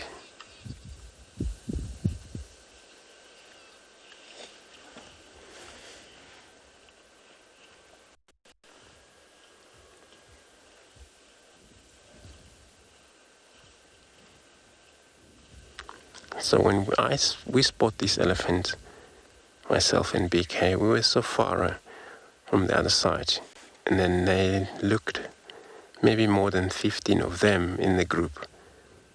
But I believe they still need some more member here. Maybe it was a bigger herd.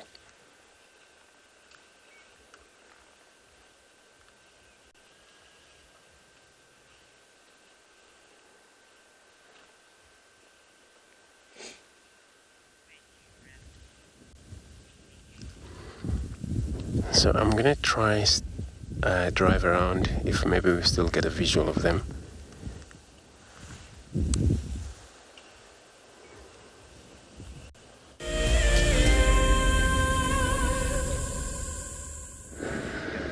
We are trying to get other views of the leopard here. He's slowly coming through.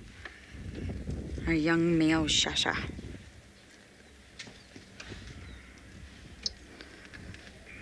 It's a little bit tricky where he is in terms of following him in vehicles.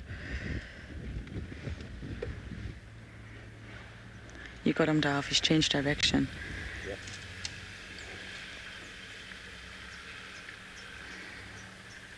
I think he's looking for a sleeping spot. If you've been up all night, as Shasha most likely has, it's time to sleep.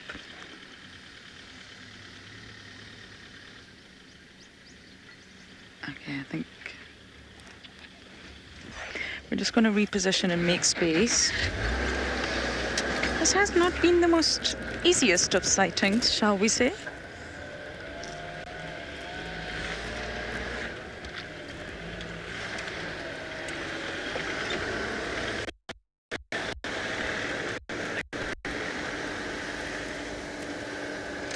We're just going to wait it out until we can get some space to see the leopard.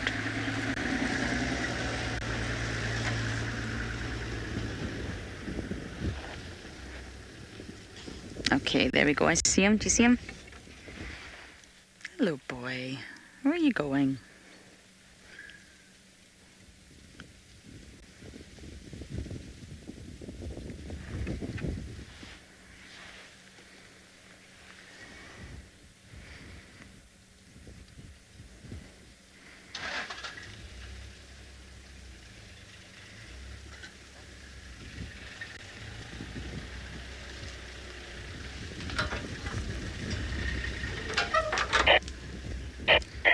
We are going to try our very best to keep up with this leopard. Hopefully we get some more views.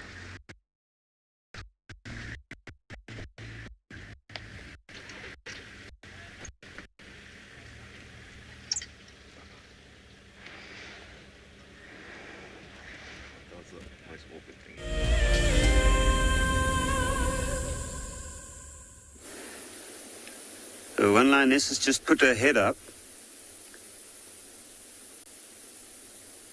which is quite exciting. Actually, quite a few has just put their heads up. I can hear a plane far in the distance,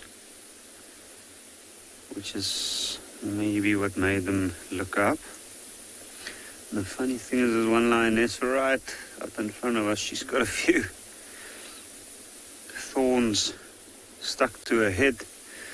The one there at the back's also got quite a bit of grass on them. Now this area where they're at, the grasses are quite short due to the fact that in this particular area the animals have been feeding and cropping it down. The wildebeest, there's usually quite a few herds of wildebeest and impalas, especially rams in this part. They usually finish it off towards the end of the dry season.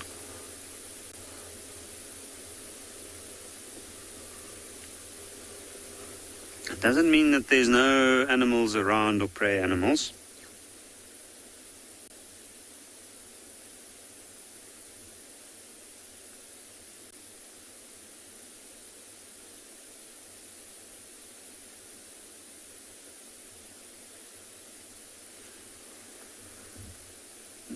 See, some of them are not bothered as much. In fact, that little lion looks like he's fast asleep. He or she, I can't see at this point. Fast asleep. You can see the breeze moving as the grasses are moving. The male's also got his head up. Now, that's always an exciting thing. Male lions, what I found at least, they are, even though they look very lazy, there we go. He did his job, the male of this pride. He had a look around. But they are actually quite alert. And more often than not, they're some of the first to lift their heads up if something does come along.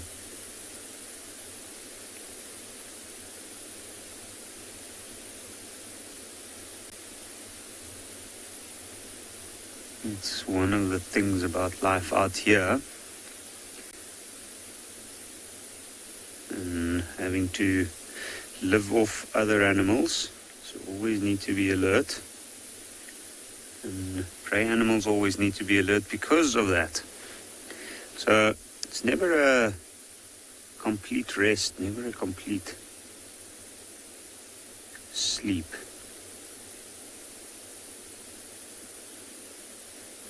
Always need to make sure at least it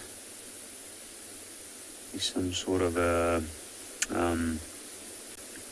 understanding of what's happening around the area.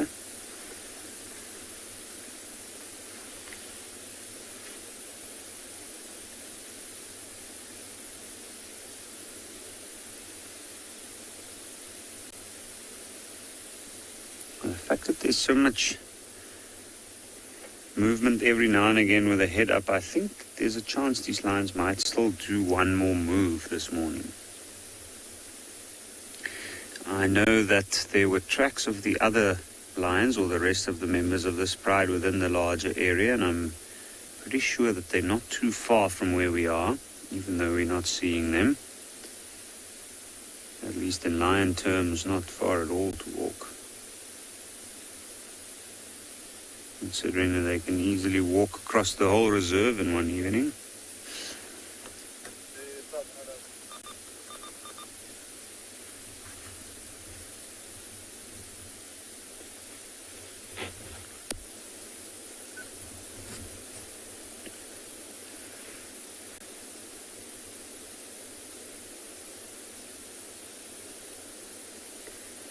But I think while these lions are dozing in the sun, in the meantime we'll head over to Lauren, who's still following Shasha the leopard.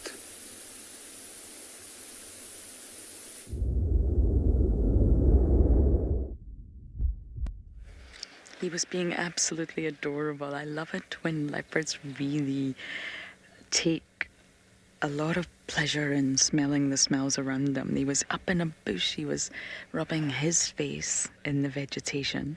to transfer that sort of sebum, but it's also very stimulating for them to smell all the chemicals around them. So I imagine another leopard had been in that bush that he was using. Maybe Maribes, maybe Kuchava, maybe Semba. Oh, he was smelling for ages and ages. He's settled down now, but sadly, if he does get mobile, it's going to become tricky to follow him.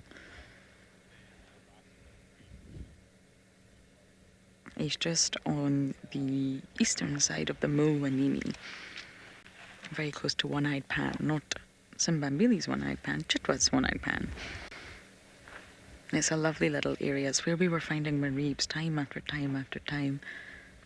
Just perfect leopard land. And we had a little technical glitch earlier, but I was explaining about how far they walk to find food. I really don't think anyone would really know that unless you tag a leopard.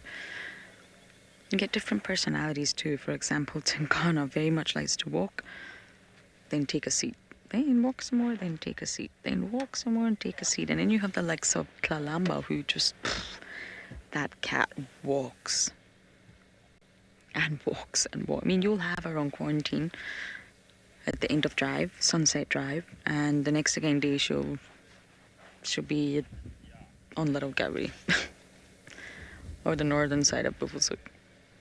I don't really know if I can answer that question on how far they walk to get food. If they're hungry, they're going to walk. They're going to be driven for survival and be driven to get food. But unless you really track an animal, I don't know. They might snack along the way. They might eat a mongoose, take a rest, then keep walking again and then eat a squirrel before they actually get what they're after, not impala. He's starting to get a really thick neck. You see that? He's filling out. Shasha's getting bigger.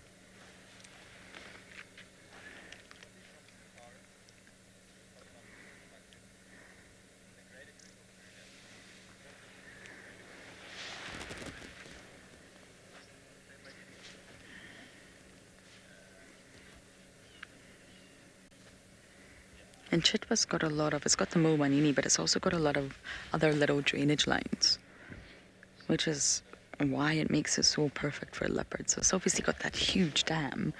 It's got a lot of drainage lines, a lot of places he can hide, seek shade, hoist. Okay, we're going to try and stay with Shasha as long as we realistically can, but for now, over to Steve on Bushwalk.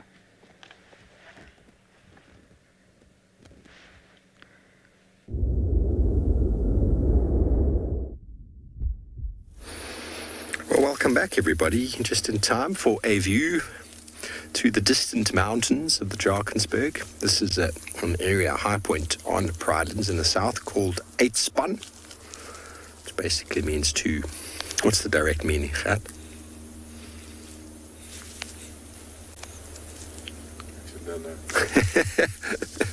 Eitspan is normally the kind of word given to an ox wagon lager when they are in motion.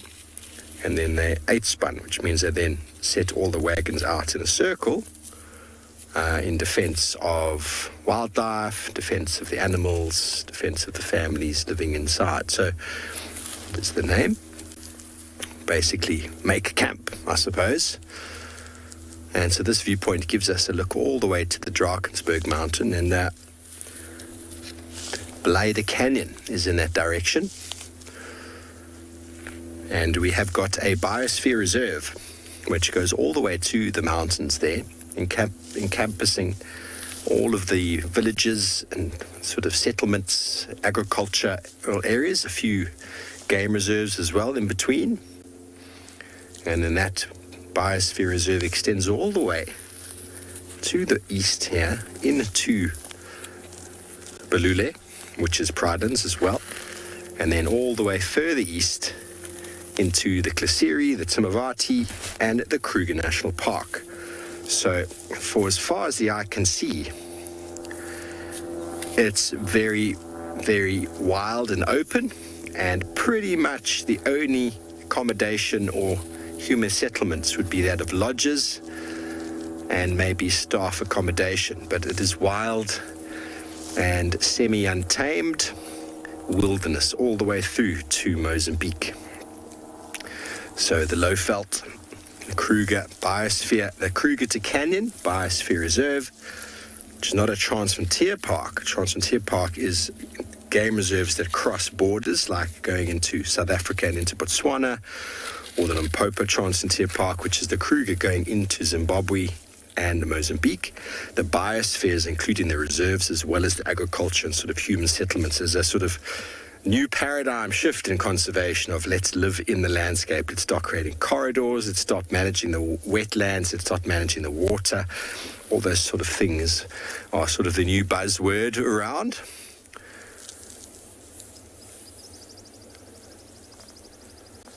And all the way, the mountains themselves are incredibly wild. There's lots of pockets and lots of corridors between here and there for wildlife movement. Because we've realized over the years that we can't just completely move everybody out of the reserves. We need to start managing and conserving in a larger scale around where we live. So humans in the landscape, socio-ecological systems. The old paradigm were those of preservation, which meant to keep everything out of the reserves. And before that was the utilitarian paradigm, which was just use absolutely everything we can. And that is where the world was at about 70 to 80 years ago. Obviously, there still is a lot of utilization happening. Nadia, most certainly. There would be birds of prey. There would be vultures nesting. There would definitely be leopards and most likely caracal. Your smaller predators such as genet and civet. Honey badgers would be there. Lots of mongoose. It's very, very difficult to sort of move into those areas. So when you look around the world, wildlife sanctuaries are generally places that people have found impossible to colonize. The Kruger Park being one of them due to the tsetse fly and the diseases that we hear a long time ago, and mountainous areas which are inaccessible and unable to be planted with forestry or agriculture have been left to wildlife, which has been a blessing. But now linking those conservation areas together is where the biosphere reserves come in to try and link corridors the animals to move. Okay, well, we're going to stay up here, have another view, and we send you over to somebody else.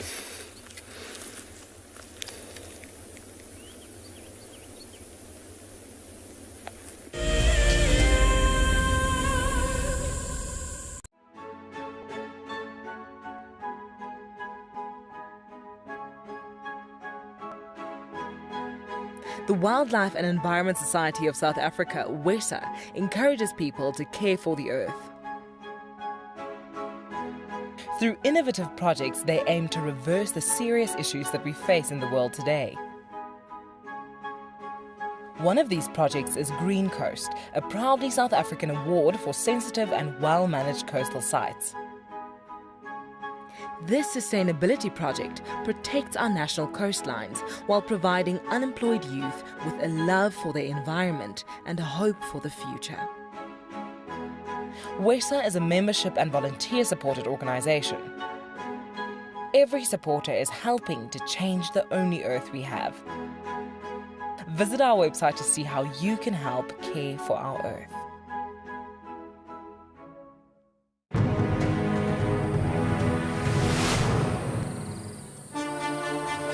It's day one of the annual South African Guide of the Year competition, and our first foot into this competition this morning is all about tracks and signs. We're going to call you in one at a time. Just look at it, the information will be there. Our 5 guides have been tasked by the judges at figuring out who is what is who, and where they go in the bush. Either Franklin or guinea fowl, but because of the volume of other deposits in the area, we went with guinea fowl.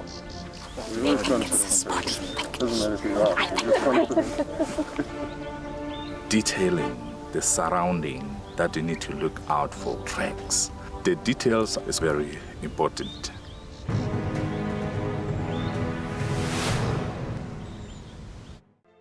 I've seen something I've never seen here before. Look at these cubs. One is crossing the river. It's being washed away, unfortunately, but I'm sure the mother is going to save her. Look at that. How beautiful. Look at that. One crossing, two to go.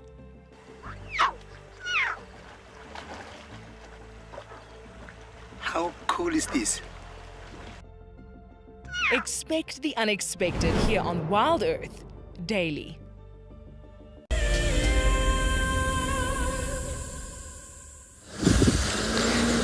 So everybody, we got still in here on these elephants, but they're not actually playing very nice to us. But I understand they gotta do what they gotta do in terms of finding their friends. But we still got a one there, but they still keeping on and communicating, which the general direction is to the east. Probably they're gonna end up somewhere, Bevelsuk Dam area later on.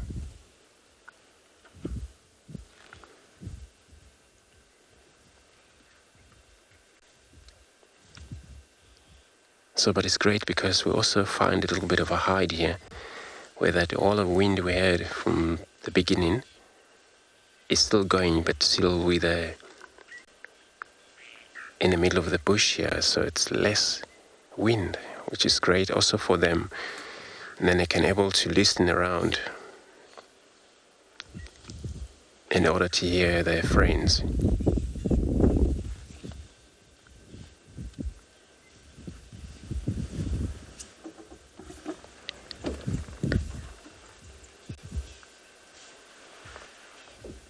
Well, the whole herd consists of the only females and the young one. So looking at one of the female back there, we've seen a lot of different age also moving about in this area.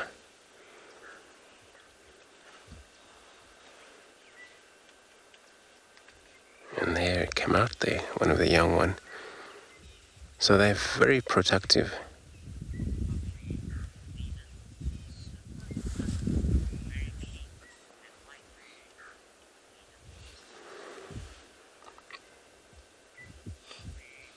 Evine, so you saying this one's tusk looks white?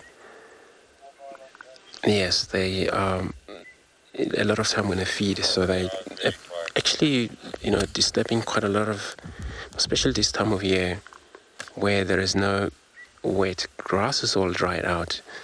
Also, these plants, it's all dried out a little bit, so that tusk will remain white as it is naturally, but depending on what type of wood they're breaking down, sometimes the tusk can turn red, slightly yellow, due to what they're feeding on.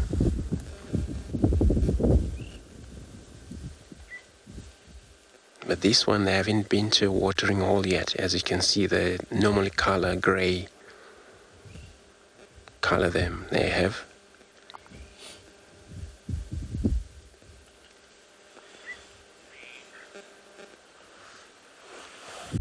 Which maybe later on they would probably arrive into the watering hole, and then especially when they rise, the temperature has rise up around 12-ish, maybe 1300, and this is where they're going to be wanting to swim, or not to swim really, but spray with mud over their body with this trunk.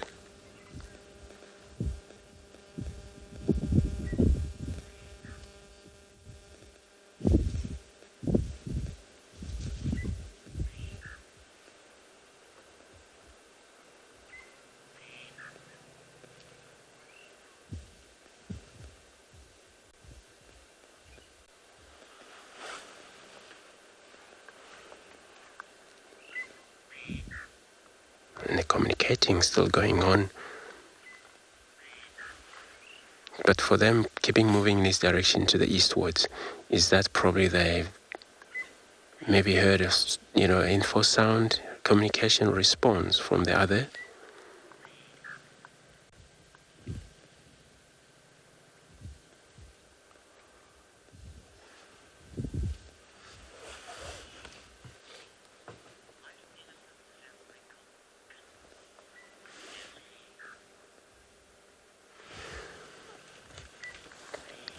Nazarene, so you're asking why would the elephants have a wrinkled skin? That I'm not sure, but I would think that that is only my thought.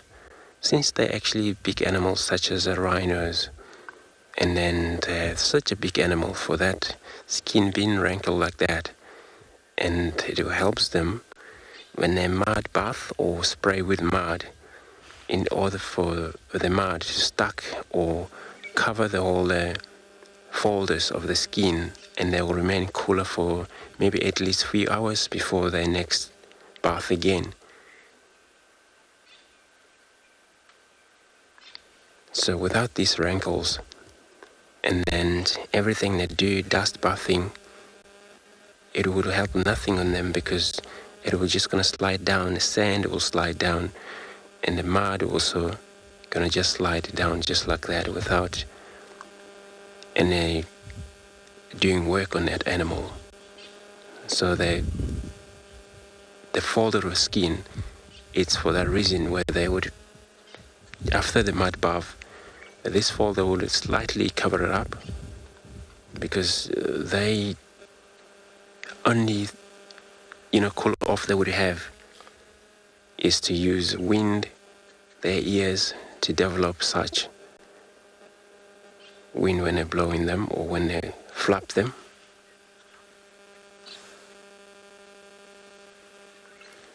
So I'm gonna check the small watering hole if there's a member already arrived into that to drink, or then in the meantime let's go over to Yapi.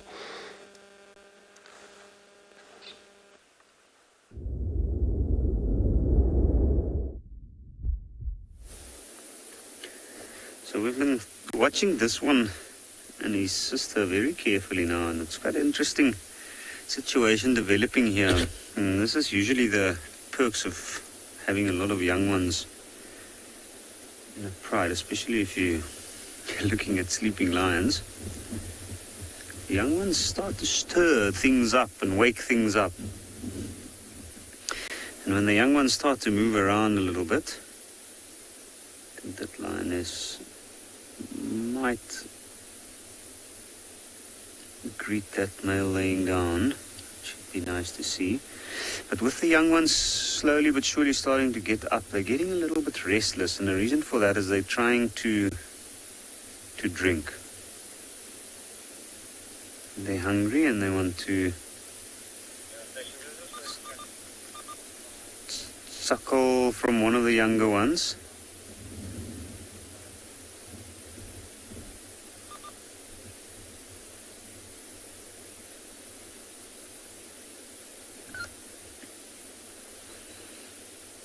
You can see there's a lot of movement from the younger ones now.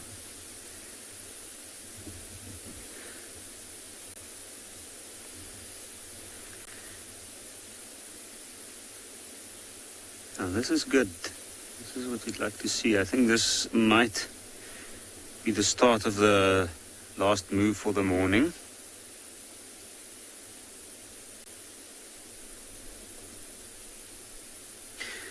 Mark, things certainly do look good and promising for these cubs. It does seem like they are growing up very well. They are well fed at this stage. This is the best time of the year for them. We were discussing it earlier between myself and Morgan. This little one, young male, he looks a little bit like a runt at the moment, but the next few months will be very, very good for him, and I'm pretty sure that he'll grow to be nice and strong. There's also still some milk available with some of the others, some of the lionesses, and so he's got that as a supplement. And then as well as they've been having lots of meat lately, good meals, buffalo.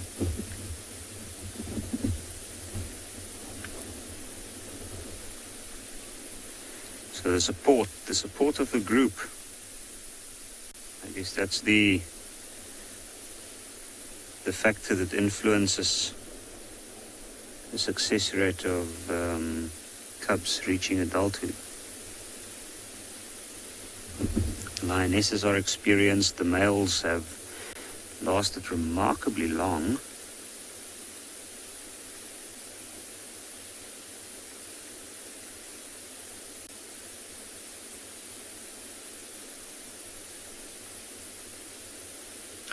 You can see a longing look there in the direction of that young lioness moving.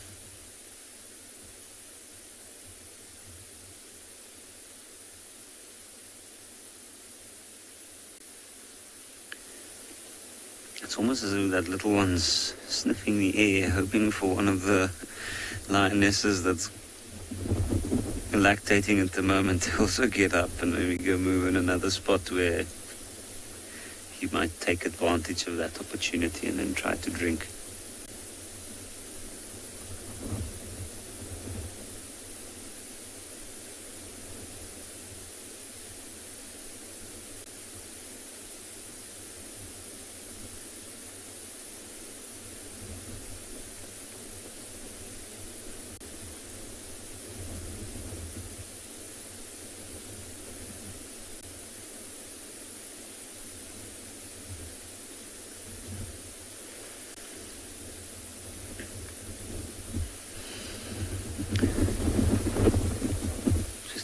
Glance in the direction of this young one. You can see they're all staring into the direction that this one's walking over to, and that's because there is some of the lions that's already moved over that side. So I think we might have to move on from these lions. They are probably going to get up and settle in the shade on the edge of the clearing. But we might just go and look for something else.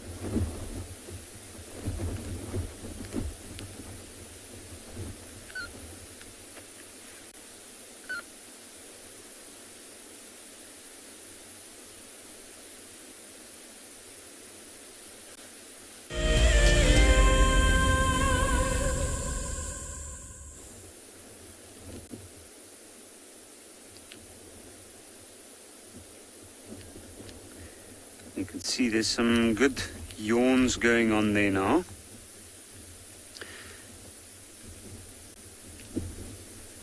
Once that lioness stands up and moves, you can see she's still a little bit hesitant and looking around to see what that older lioness is doing. That's actually her mother right behind her there.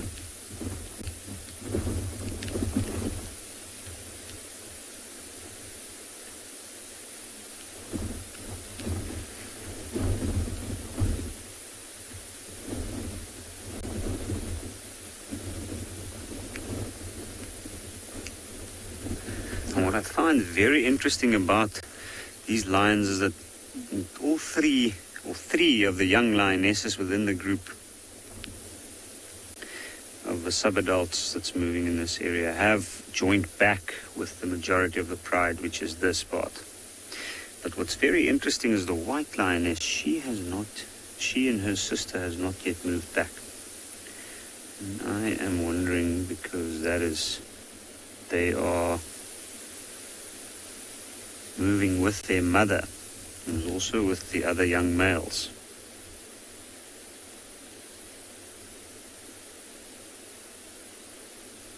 It's amazing how that bond lasts. You can see it. But in this case, that little one is literally just moving around trying to see what it can get from where.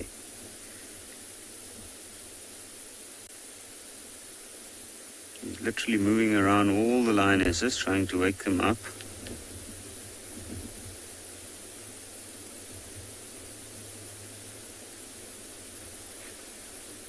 Desperate little call. Let's see if he goes and wakes up his father. Not too happy, a little bit surprised.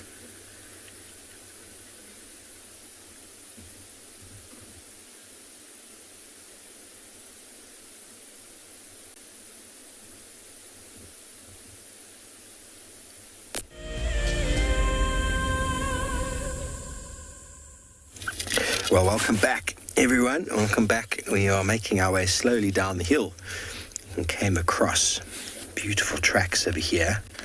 I wonder if any of you can tell me who this is. Here is 1 foot. Here's the other foot. I have 2 questions for you at home, the audience. First of all, what is the species? I've got 3 questions, actually, because the species, the sex, and the speed that this animal is walking.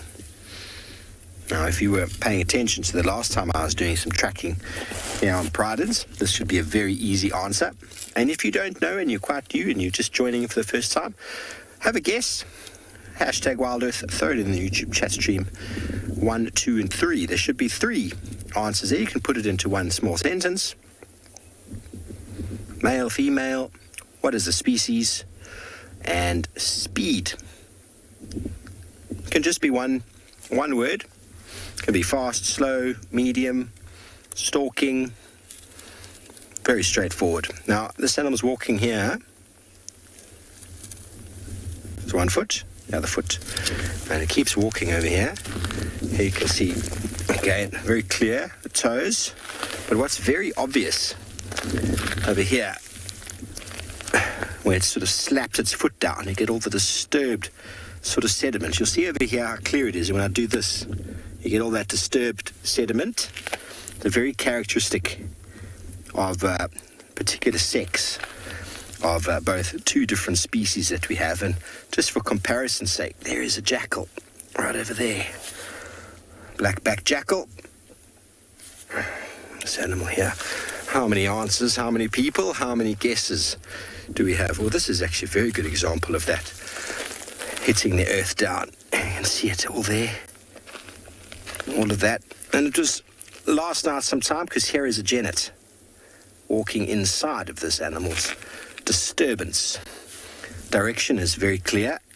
That direction down the slope towards Ndlovu Dam. What is it? Was it a male? Was it a female? What sex do we have here? And if you don't know, that's okay. We'll start running through it over here. Give you an idea.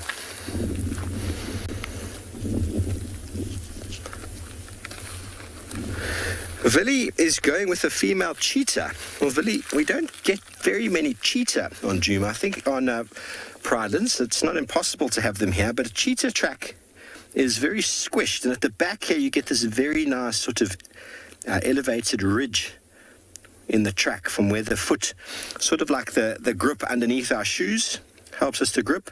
Cheetah have got that. But over here, the toe is quite wide versus the back foot. Should I say the back pad? This is the front foot, remember? And it is close to 10 centimeters, if not 10 centimeters. So it is a decent-sized animal. You know the answers. If this animal was walking very, very slowly, it would be stepping on the front foot. The front foot would be here, the back foot would be on there. The further forward it goes. Judy is on the money. Judy's on the money there. This is indeed a male leopard. You can see by the size. A female leopard has got much smaller feet, much narrower feet. You can see the 3 lobes give it away as a leopard. There's the toes, very wide toes, 10 centimeters. A female leopard would be about 8. And there is the back foot over there, and the speed is definitely walking fast. It's walking at sort of that territorial gait, not running. It's not running incredibly quickly, but it's walking at a quick speed. The slower it was walking, the further back this track would be to that. If it was stalking, it would be standing on that track. If it was standing still, it would be behind. So well done, Judy. I hope all of you took some lessons away from that track. It's possible as he starts to speed up over here. It's got something to do with the downslope. But male lions, male leopards, when they walk, they hit the ground. They just walk with this, and the dust gets disturbed. You don't always see that with females. They don't really do it. They're much more genteel when they walk, much more delicate and much more sort of glamorous in their catwalk. Very good. So we will continue on with a few tracks over the coming days, and we will be delving into some medicinal plants as well, possibly from this afternoon. We'll see how things go, but seeing as we've got some tracks over here, let's go have a look at the real thing.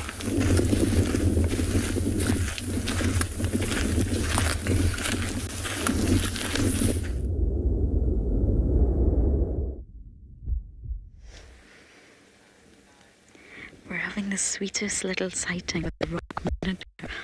Oh, sorry. Am I wakening you up? He keeps falling asleep on us. Oh, look. Popped his head out to get the rays of the sun off this marula. And this is a hole that we often see a rock monitor in. I think it's the same individual. He keeps falling asleep. I don't want to wake you up. You've been very cute. A lot of people struggle to relate to reptiles, but it's really important that we try to form some sort of connection with them. I mean, their biology is so different from ours.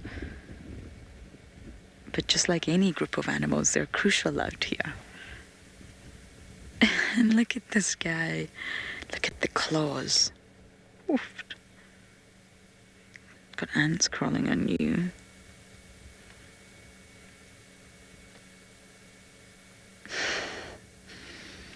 And they are ectothermic. We say this all the time, but that's why he's slow moving, not really going anywhere. Got his body propped out to get the warmth and the rays from the sun. Solar power. Just like a solar panel. Charger.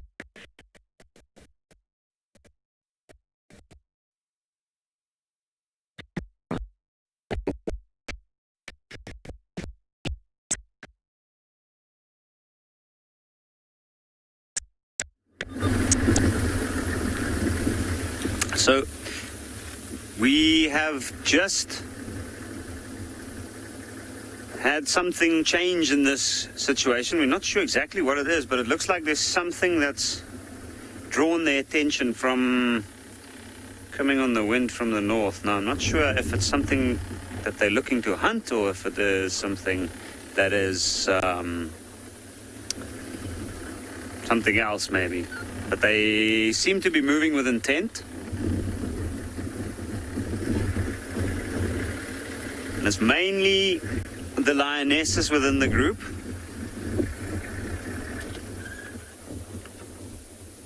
And then one of the young males is also following, and up ahead the two lionesses seem to be breaking into a trot.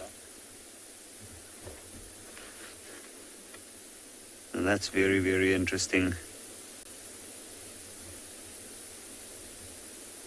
The wind's coming straight from that direction. I don't know why that would be. It looks almost like the excitement that lions have when there's other lions that come into the area.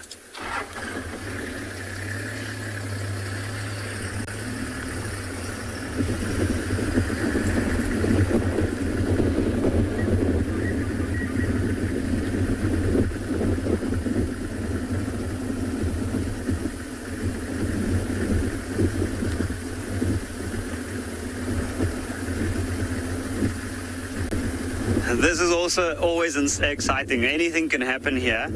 To me personally, it looks like it might be other lions that's nearby. It's always one stopping to look back, see if the others are following. But it looks like it's mainly the young ones that's broken into the trot. The older lionesses are still further back, and they're walking slowly in this direction.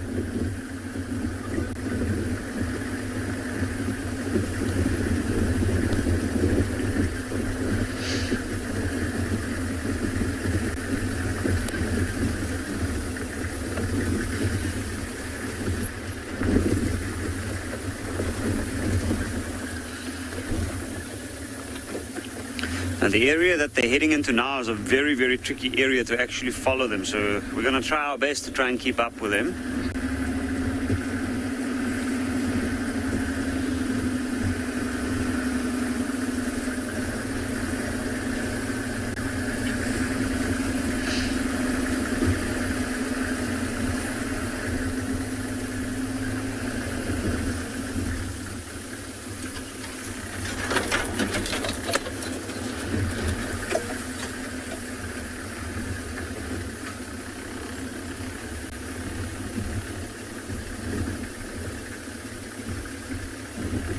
There is a dry riverbed down here where they've dipped down into, and from where we are, we won't actually be able to get a good view of them.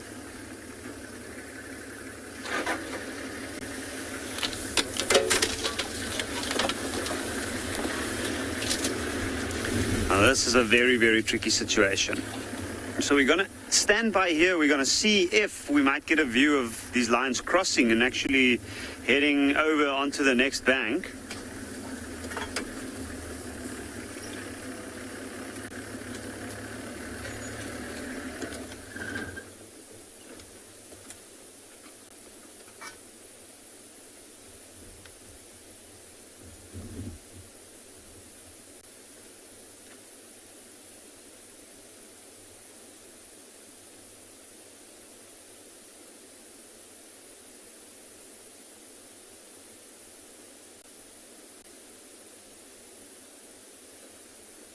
I'm just trying to see what's happening here. This is extremely odd.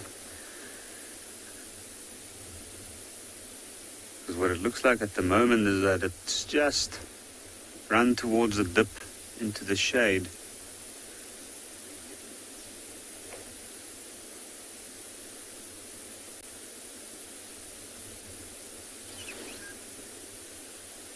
So we're not entirely sure why they would go down into that dip for no apparent reason, because it looked like they were quite excited.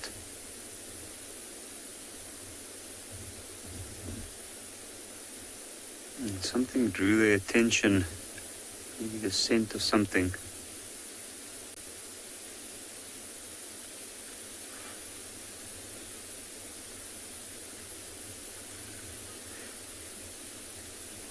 But I think I've just heard lions calling from a little bit further, which might be other lions or these ones calling to others. So I think we're going to have a look around and see if we might find or get another view.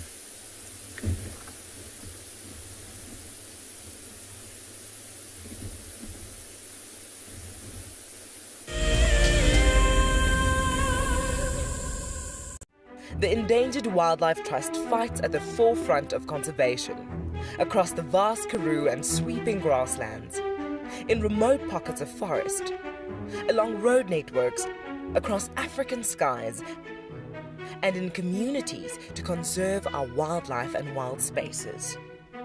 Help us to protect forever, together. Donate now at ewt.org.za.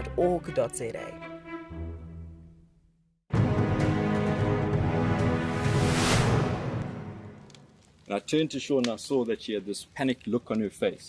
Either she was afraid that something had happened or she was afraid that she was going to miss out on something.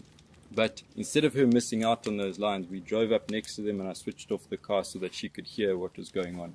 Now, these lions had killed a kudu, and she could hear these two cubs, both 8 months old at the time, busy pushing and shoving each other out the way to get to the best parts of the meat. And the mom was lying just to the side in the shade. Now, I'd known that before losing her sight, Shaun probably knew what a lion looked like. But I really wanted her to know what this lion looked like. So for the first time in my guiding career, I started to describe to someone what a lion looked like. And I found that, I started to notice things in that lion that I'd never seen before.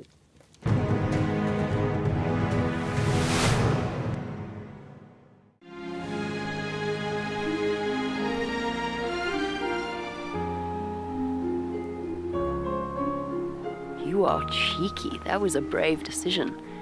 Amber Eyes is... Oh. That is so magic. That was absolutely wonderful. Amber Eyes just gave that cub an enormous hug. Expect the unexpected here on WildEarth daily. Delivering 6 hours of HD wildlife content live every day is no small feat. It's a massive team effort, and we all rely on one another. Cam ops have a bit of work to do in the morning, up nice and early, get all the checks out of the way, and make sure we're ready to go live. Helping others fall in love with nature brings meaning to what I do. It's also a lot of fun.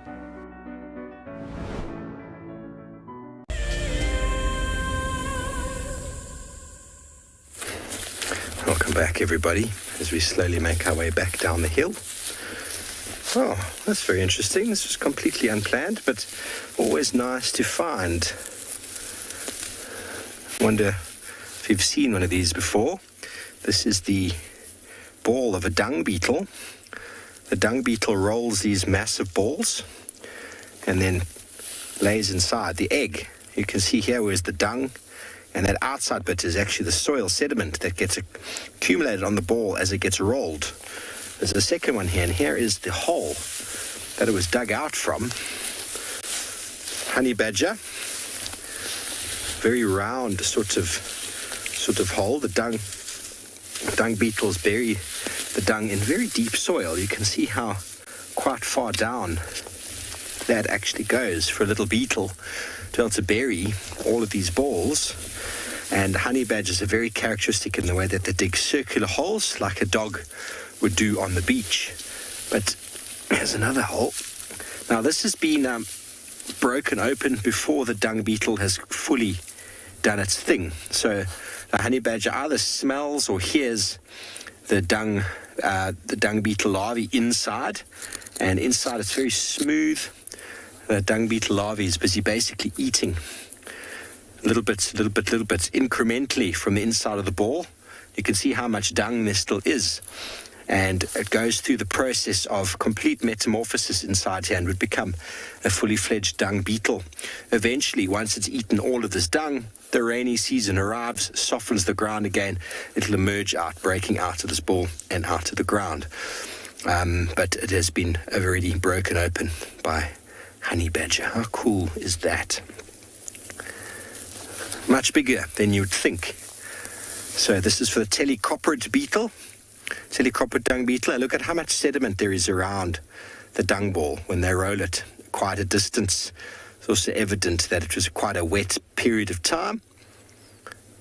Very cool indeed. You see inside there, I'm trying to get the nice angle in the sun to see how smooth it's been worked inside there. So that is all dung. Very important for burying of dung and burying of organic material. A lot of this obviously remains underground. Nutrient recycling as well. And the entire life cycle of the dung beetle revolves around that. So they'll do a number of balls. Some of them will be for food, and some will be for brooding. And there was definitely larvae in each one of these, which then obviously was broken open by honey badger. And I don't know if there's any more in there, but they'll often put a number of balls inside the same hole. I'll just leave that there for the next lucky fellow who walks past. But that's the beautiful thing about bushwalking, everybody, is you can have absolutely no idea what you might find. Anything can just materialize. Leopard tracks. You can suddenly find leopard on foot.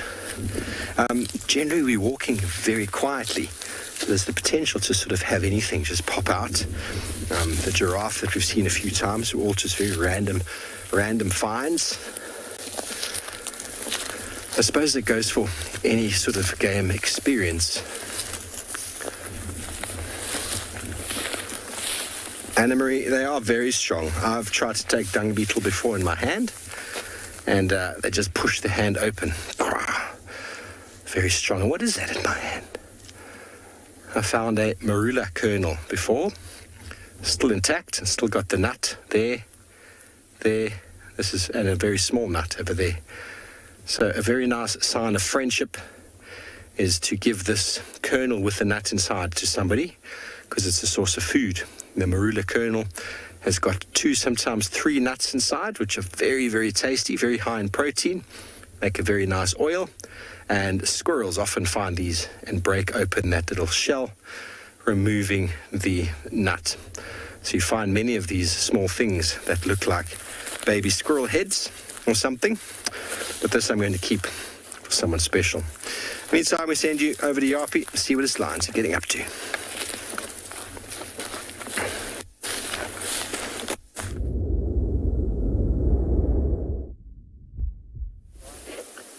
So this is what all the excitement was about. An old dead kudu. the moment our view is a little bit obstructed by the grass here, so it's quite a tricky view.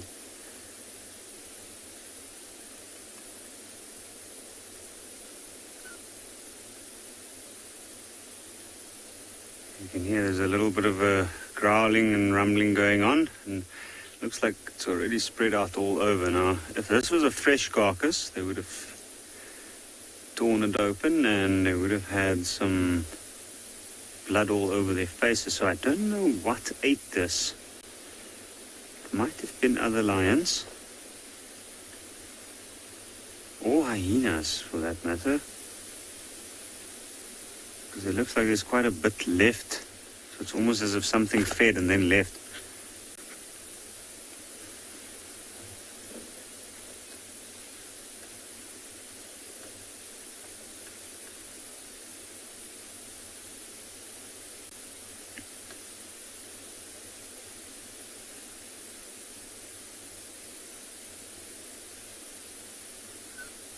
And of course, even when we drove in, I could smell it. As I caught a whiff of it. The breeze is quite steady at the moment coming from here, and it blew straight down towards where those lions were. You can see there's some of the raw meat still left, and it's quite a lot actually. And how incredible is that? These animals have been feeding very well over the last couple of days, and then the first thing they did when they picked up this was just come straight here to feed.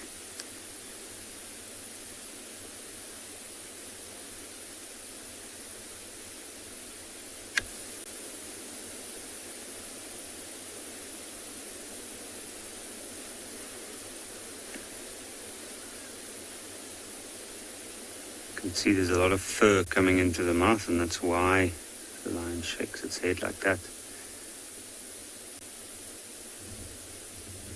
An animal's been dead for a while, especially like the fur comes off quite easily.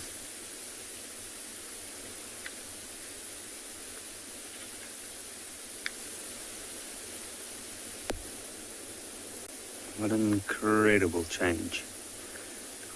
Sleeping, resting, lions lazying around to the top predator they can be.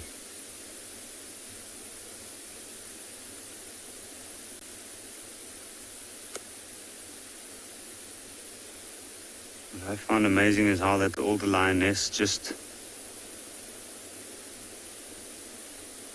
walked straight in there, tracking it down.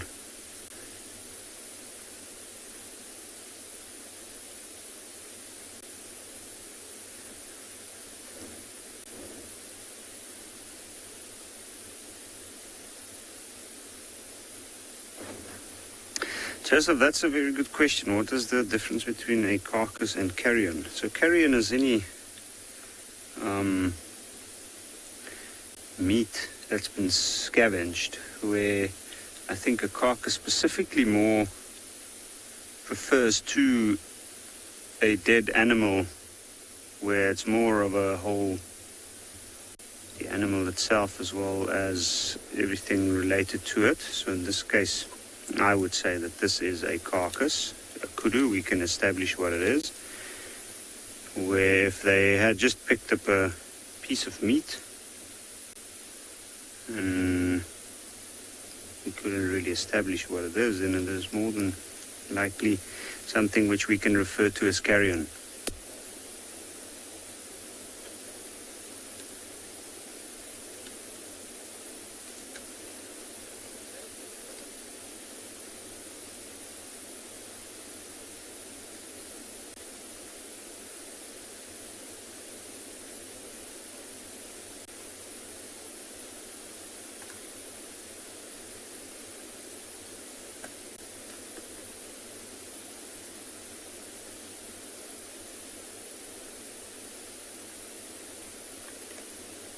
You can hear the bones crunching. These animals are using those powerful jaws to break whatever bones they can, rip off whatever pieces of meat is still left. Most of the meat left at this point is closer to the bone itself. Now this kudu might have died from natural causes actually, and maybe just have been scavenged on here and there. But it looks like there's still quite a bit of meat left. Maybe other lions ate off this kudu.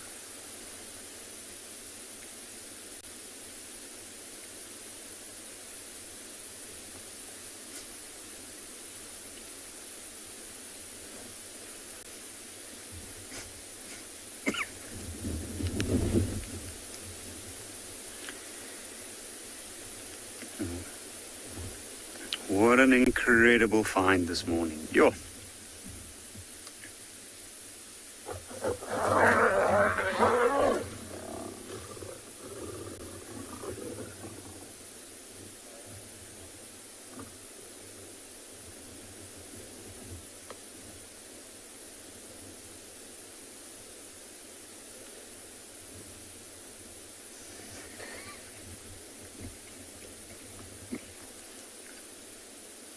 Yo, you see,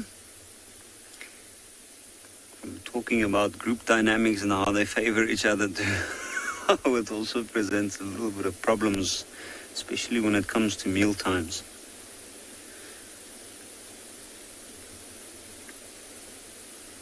It's always a fight. And those are the fights often how these animals get a lot of the scars, or the majority of the scars, is actually from fighting with the other family members around carcasses, making sure that they get enough food.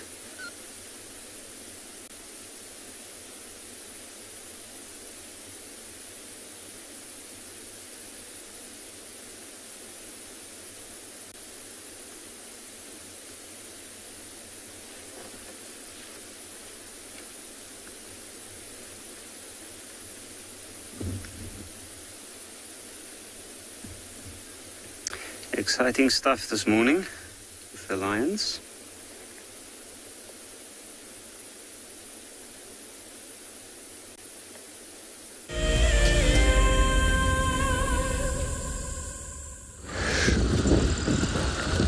So we are on a bumble again. While I was hoping for the elephants to come in one of their watering holes, small watering hole, but they still stuck in the middle of the wood in there, and then probably maybe make their way into those watering holes later on. In the meantime, we're just going to bumble around to see if we can find anything else. And the wind is still picking up there.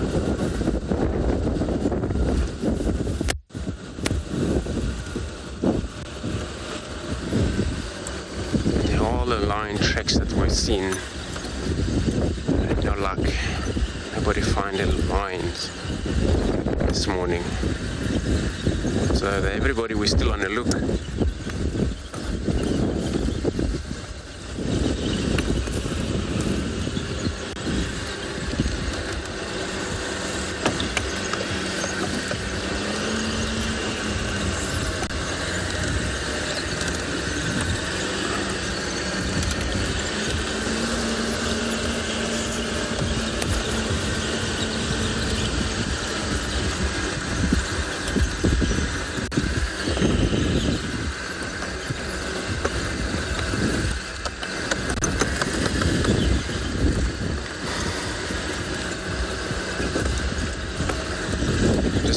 This a little bit of a western end of this quarantine here.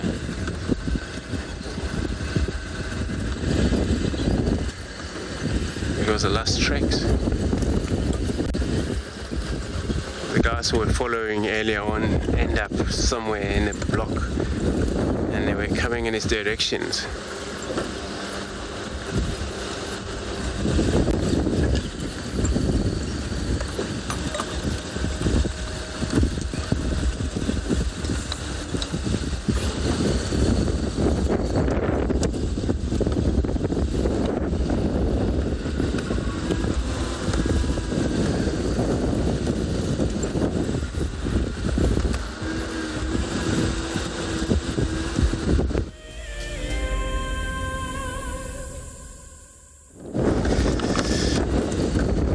Everybody's still quite windy.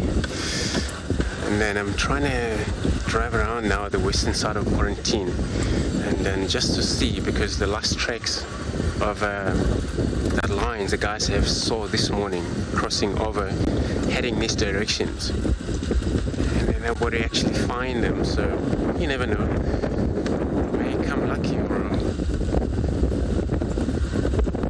but I can tell you, it's very windy. So all I'm gonna do, I'm facing the wind at the moment. Well, there's a warthog running in front of us, but they're very speeding up there. I don't think we can keep up with these guys. The warthog, unless if they come out very far in front of us.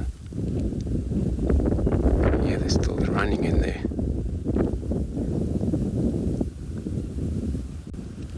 And these warthog, they love such an open area, short grasses like this, where they feed on a very grass roots as well.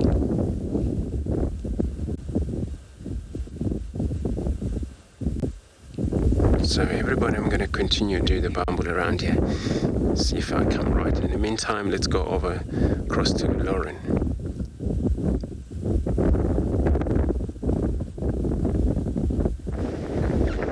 We've made it to Gowrie Dam, and it's extremely windy.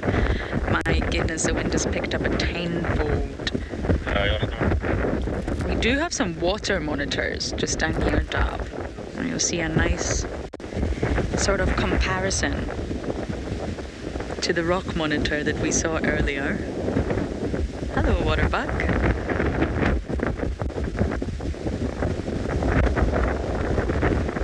Rock monitors appear bigger because they're stockier. They've got a wider, they're sort of wider and a much bigger bulbous head and snout. So it makes you think that they are bigger. But it's these guys, it's the water monitors, that get the title for being the biggest. Because they're definitely the longest. But that's a nice comparison. I've seen the two species on one drive.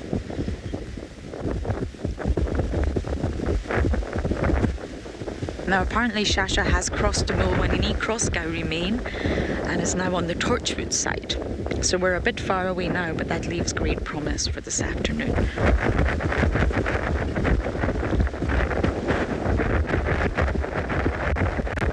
Where all the other leopards went from this morning, I do not know.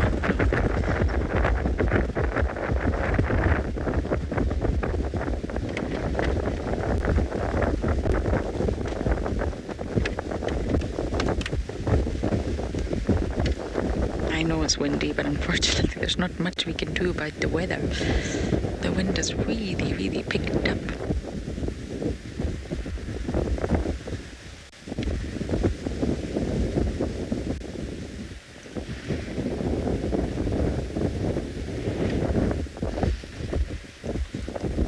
I'm not a big fan of the wind. Don't mind rain, don't mind sun. But wind, it's my least favorite.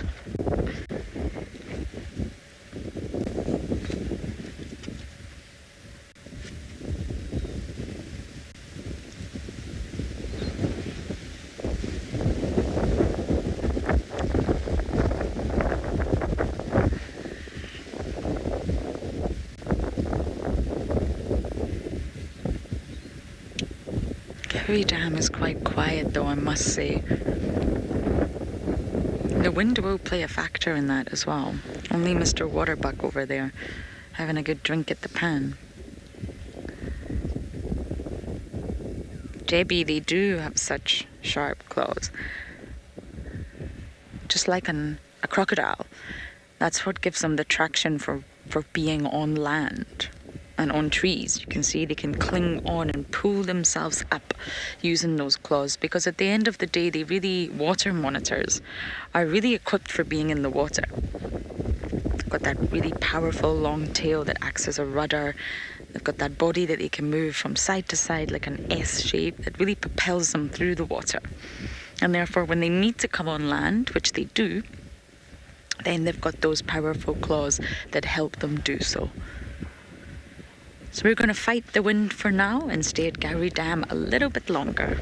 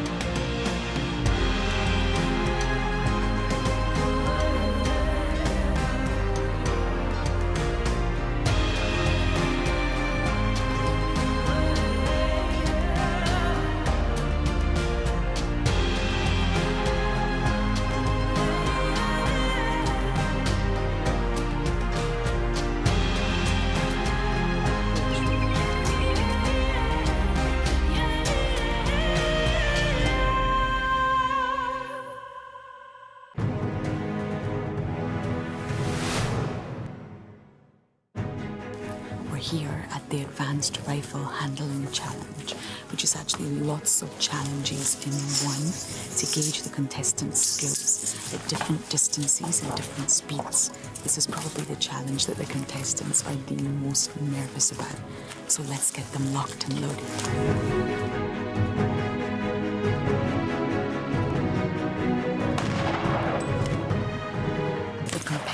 Are now doing the Hales halt, where they have to run back and forth to a target, turn, take aim and shoot. And this simulates a chase in a real environment and gets the heart pumping and the blood pressure up. James gave us a demonstration, and the skill involved in this exercise is remarkable.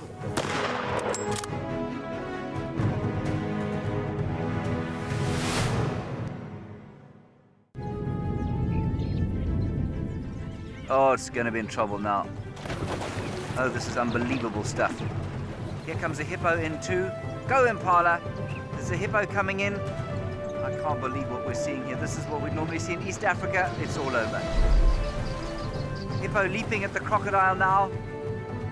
Everything's gone underwater. Expect the unexpected here on WildEarth daily.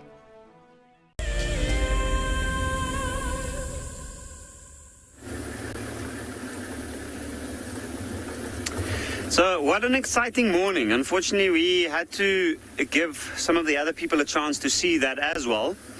We had the fortunate experience of actually being there when that action happened. But we're currently taking a slow drive along the bank of the river. We're hoping that we might get lucky with something in this area. There were tracks of some wild dogs in this area this morning heading this direction. So what I'm going to do now is I'm going to drop into the river to see if we might have some luck there. Actually, I think I might just continue along this road. This is quite a decent road when you're looking for wild dog. There's lots of clearing spread out through this area and a little bit of water nearby, which is an indication that they were looking for impala around these parts probably. There's also some Ngala moving here because of the dense parts.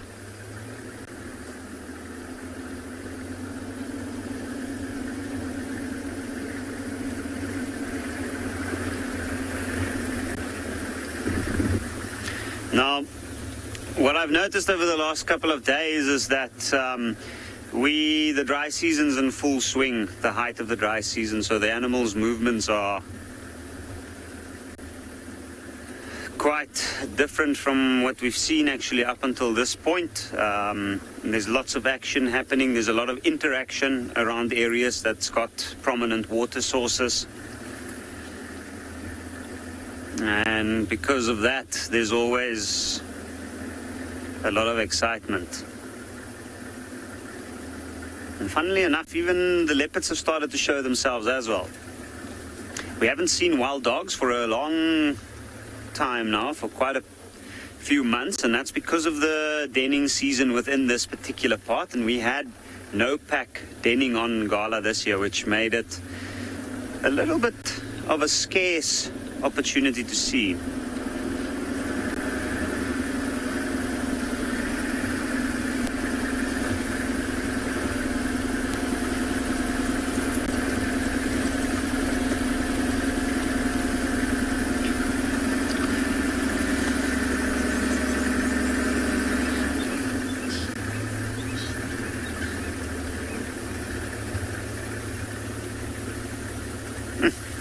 I'm certainly also crossing my fingers that we might bump into them. And they can, by now, it's quite warm. I think they would have hunted and eaten early morning, so they might have found a patch of shade somewhere nearby, if they haven't moved too far. Because wild dogs can move, they can cover distance quite quickly. And of course, they don't need to use the roads if they don't want to, so it's tricky for us to cover that same amount of distance in the same time. Now, I did see some tracks of giraffe in this area, and there's always a chance that we might encounter some of those.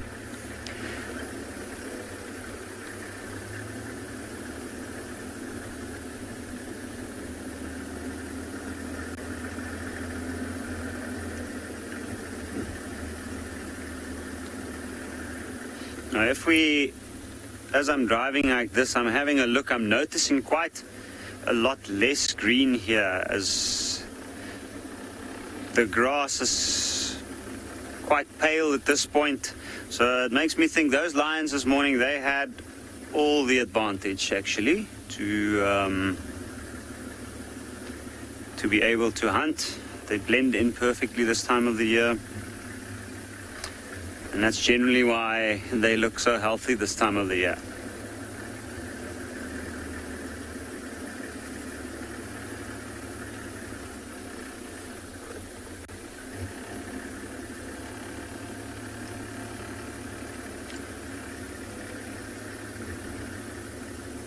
Oh, what an incredible morning it's been.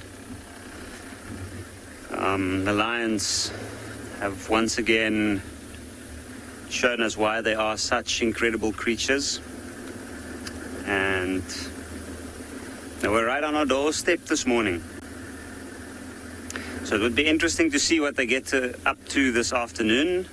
Maybe there might be some other amazing opportunities to go and have a look at this afternoon.